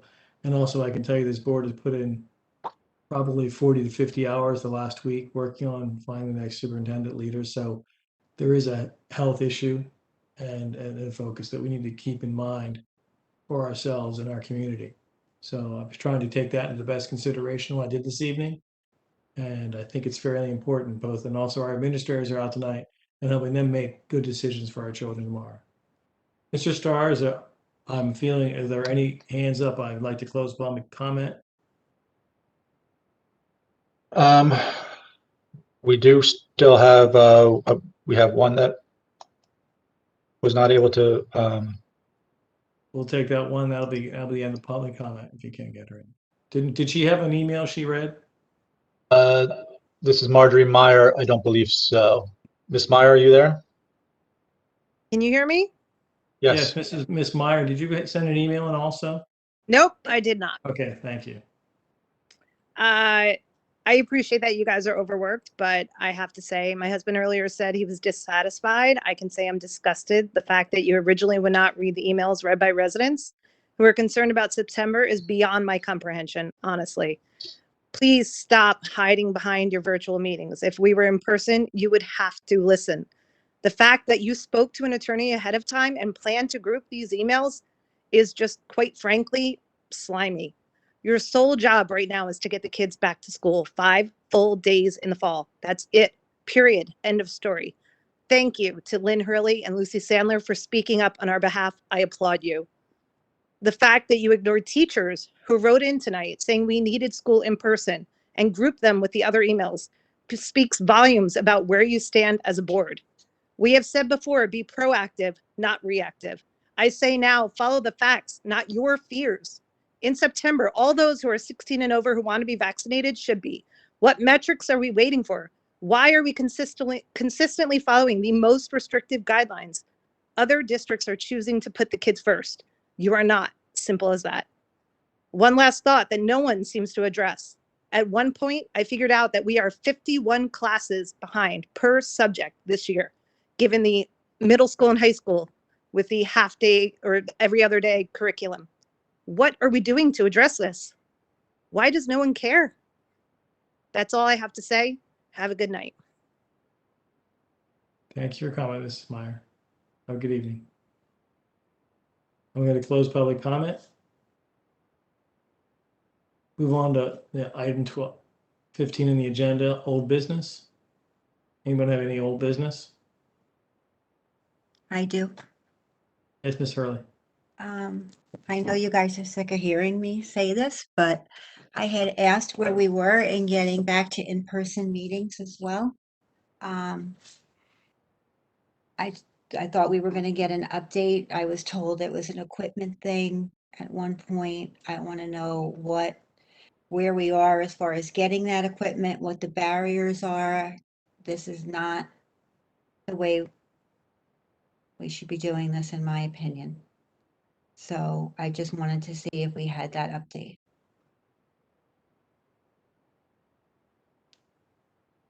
Dr. Carr, Mr. Stars, I know we talked about this earlier. Any updates on that you can provide us?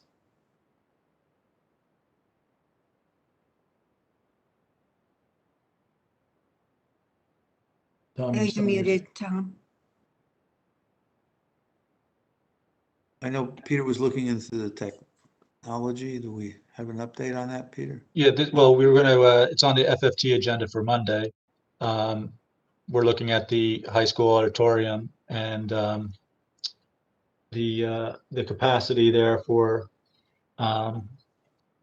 public and how we would arrange the board on the stage. So, What's the cost associated with that, Mr. Stars? the additional equipment is in the roughly neighborhood of $1,000, and then you would have probably pay a stage tech or a technician for every meeting that we have over there to handle the audio and recordings and such. Peter, are we What planning? about the cleaning and the sanitation and monitoring of the people coming in and the contact tracing if needed? Well, that would be, yeah, there'd be forms associated with that. The cleaning would be similar to, the Aramark personnel that are there anyway.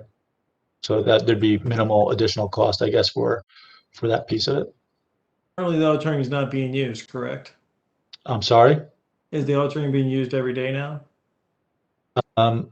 I do not know. It's already taped off for the appropriate seating at 3 feet. I believe it's 3 feet.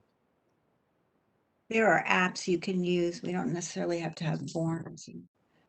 There's just, So we have to talk about also it's our job to enforce the 6-foot social distancing between adults.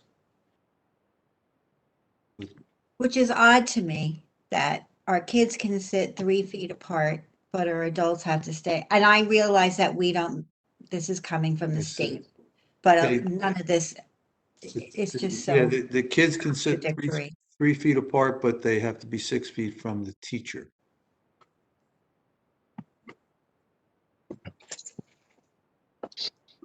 If the FFT committee approves this plan and everything is like green lights ahead, at what meeting do you think we could start? Which you think it could be by the second May meeting? I mean, if FFT meeting is meeting May 3rd, and what's the possibility of something in May still? I mean, it might not be hard for that first week in May, but maybe, I mean, we Yeah, tried. that's a good target. That's a good target. The second May meeting? Yeah, and then maybe we could also, I think we should also look around and confer with, how other public bodies are meeting. Maybe they could give us some advice. Like, I'm not sure how the town council's meeting. Are they in person? Maybe No, they're not. Not yet. Not in Raritan. Are they planning to? Brereton and Bridgewater? Are they I haven't talking heard about anything it? about that. I haven't heard anything about it in person yet. So maybe we could see how they're gonna go in person, so we can get an idea as to how it's done. Well, in the course of looking at other districts for superintendent searches, I did see at least one of the district that had what looked like an auditorium with the board on a dais. My question, Peter, is whether or not can we utilize BRTV and have them record and broadcast it, or is there some restrictions with regard to that? And this is something that we can talk about further at FFT, but it's. I still think we still have to be 6 feet apart and mask. Yeah, absolutely. But if we are having BRTV or whoever does it from the back with a camera, they can have the whole board and or spotlights. And rather than hiring a stage tech person. I mean, and we can still use our computers like we are doing right now and hold this kind of meeting so that it's available. But I don't know. I'm just trying to throw out ideas there.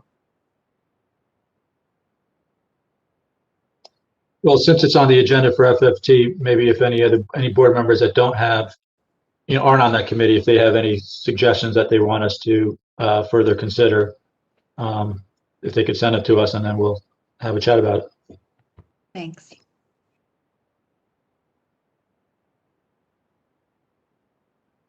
Any other old business?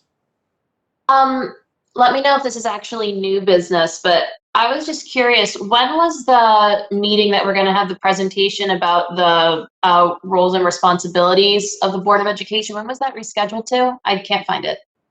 I'll have to check with Jackie on that. We're not sure yet. We have some other pressing issues we're trying to address, as you know. No, hey, I fully appreciate that. Yeah, I just wanted to make sure that meeting, maybe we should put a little extra effort into advertising it to the public, because I think we hear everybody's frustrations. I think all of us wish we could help more, but I think some of this is almost a misunderstanding of what the Board of Education's actual job is in relation to the district. And I really think, I hope that if the public maybe is better informed on what our actual role is, maybe to lower the temperature on things for them, that's all. I think the meeting was supposed to be tonight, but with everything that's going on, we had to reschedule it for May, I believe. Yeah, I just wasn't sure if it was clear on the date, because like I said, I just wanted to make a note. Maybe we should try to really make an extra push, like, hey, public, please attend this one. There's a lot of really good information that might demystify some of this. That's all. It's pretty obvious, Lucy. There's 4 jobs we have. We hire, evaluate, and renew the superintendent. We do policy, budget, and negotiations. Those are our 4 jobs. We do not operate this district. We make sure the district is well run, and that is our job. I mean, and roles and responsibilities, and that's in statute and where it's at. So we do not run this district. We don't make the decisions to reopen or not. That's the administration's responsibility. It's very clear in our mission statement we read everywhere else, and it's been read quite often. Those are our jobs. Yes, they have. And it's volunteer. Mm-hmm. Yep. Thank you for repeating it here now. I hope that was heard by everyone. Any other new business or old business? Sorry, old business. Any new business? Jessica, you had something, didn't you? Yeah. And we don't need to spend a long time on it, but I was suggesting a resolution to be sent to the state, the Department of Education, the governor, urging them to act quicker with providing us guidelines, putting pressure, and maybe we could work with the School Board Association, see if they're doing anything with other boards so that, all different local boards around the country can try to put some pressure and instigate a response. I don't know if that's something to be brought up maybe in the legislative committee. Probably good. I can also email the county presidents, board presidents, and also reach out. We have a legislative committee. I think they can reach out to the School Board Association Legislation Committee also. So legislative committee was supposed to meet next month, but due to scheduling conflicts, we have to reschedule it. But I can definitely reach out to NJSBA and see if they have any guidance on that. Yeah, I Yeah. mean, I'm not trying to make, like, I'm willing to do whatever, I just don't, I'm not on that committee, so I don't want to step out of line, but, And we may not be the only ones doing this. I think there are many boards who have. So, you know, we can join in, right? Yeah, at the superintendent's meetings, there's a cry for, please to give us, from the Department of Ed, please give us guidance as soon as possible. The frustration of not having enough guidance to give specific plans for September is felt not only here, but all over the state. And any help in that direction from school boards, I think we just may push the process along a little bit quicker than it is going now. I'll reach out to Gwen tomorrow. thank you. We should also look to see when the next New Jersey State Board of Education meeting is, where they have open testimony, open public comment, and take a drive down there, present our opinion face to face. I've done that for other things years ago. So I could Yeah, look at there's a time I could frame look at to the it, future yeah. agendas and see. They don't have public comment for every monthly State Board of Ed meeting, but a few times a year. So I'll see if something's coming up soon. I have a state board directors meeting next Friday for school board association. I can see what's being done legislatively there also. Any other new business? I was going to discuss calendar issues, but I think I'm going to wait until next meeting if we can table that till next meeting. Are they anything you want to mention now so that they can give you worked on, Mr. Singer? No, I'd rather table the discussion for next meeting. Okay.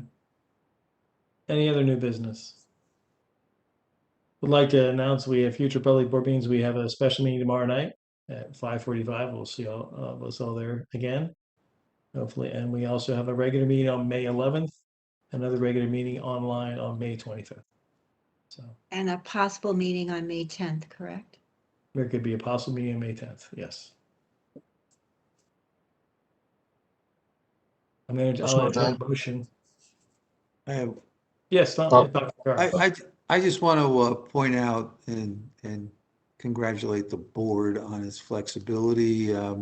Barry was advised through the attorney that we had so many letters to be read tonight that an appropriate way to do it would be to group those who all said the same thing about 5 days a week in September, and then read the names, receive that advice, and as soon as the public expressed an opposition to that, I think we had 3 members, the board immediately responded to that, and that's kudos to you for being flexible and being able to say, we listened, we heard, and let's correct. And I think it worked out well. Just a quick comment on that, and I appreciate that, Tom. I just think we didn't know that that was a possibility going in, and so I think if we had known that and or discussed it beforehand, it could have gone differently. I appreciate your trying to get ahead of the issue, but it was a shock to everyone. So Agreed. We stepped in the wrong direction and we corrected.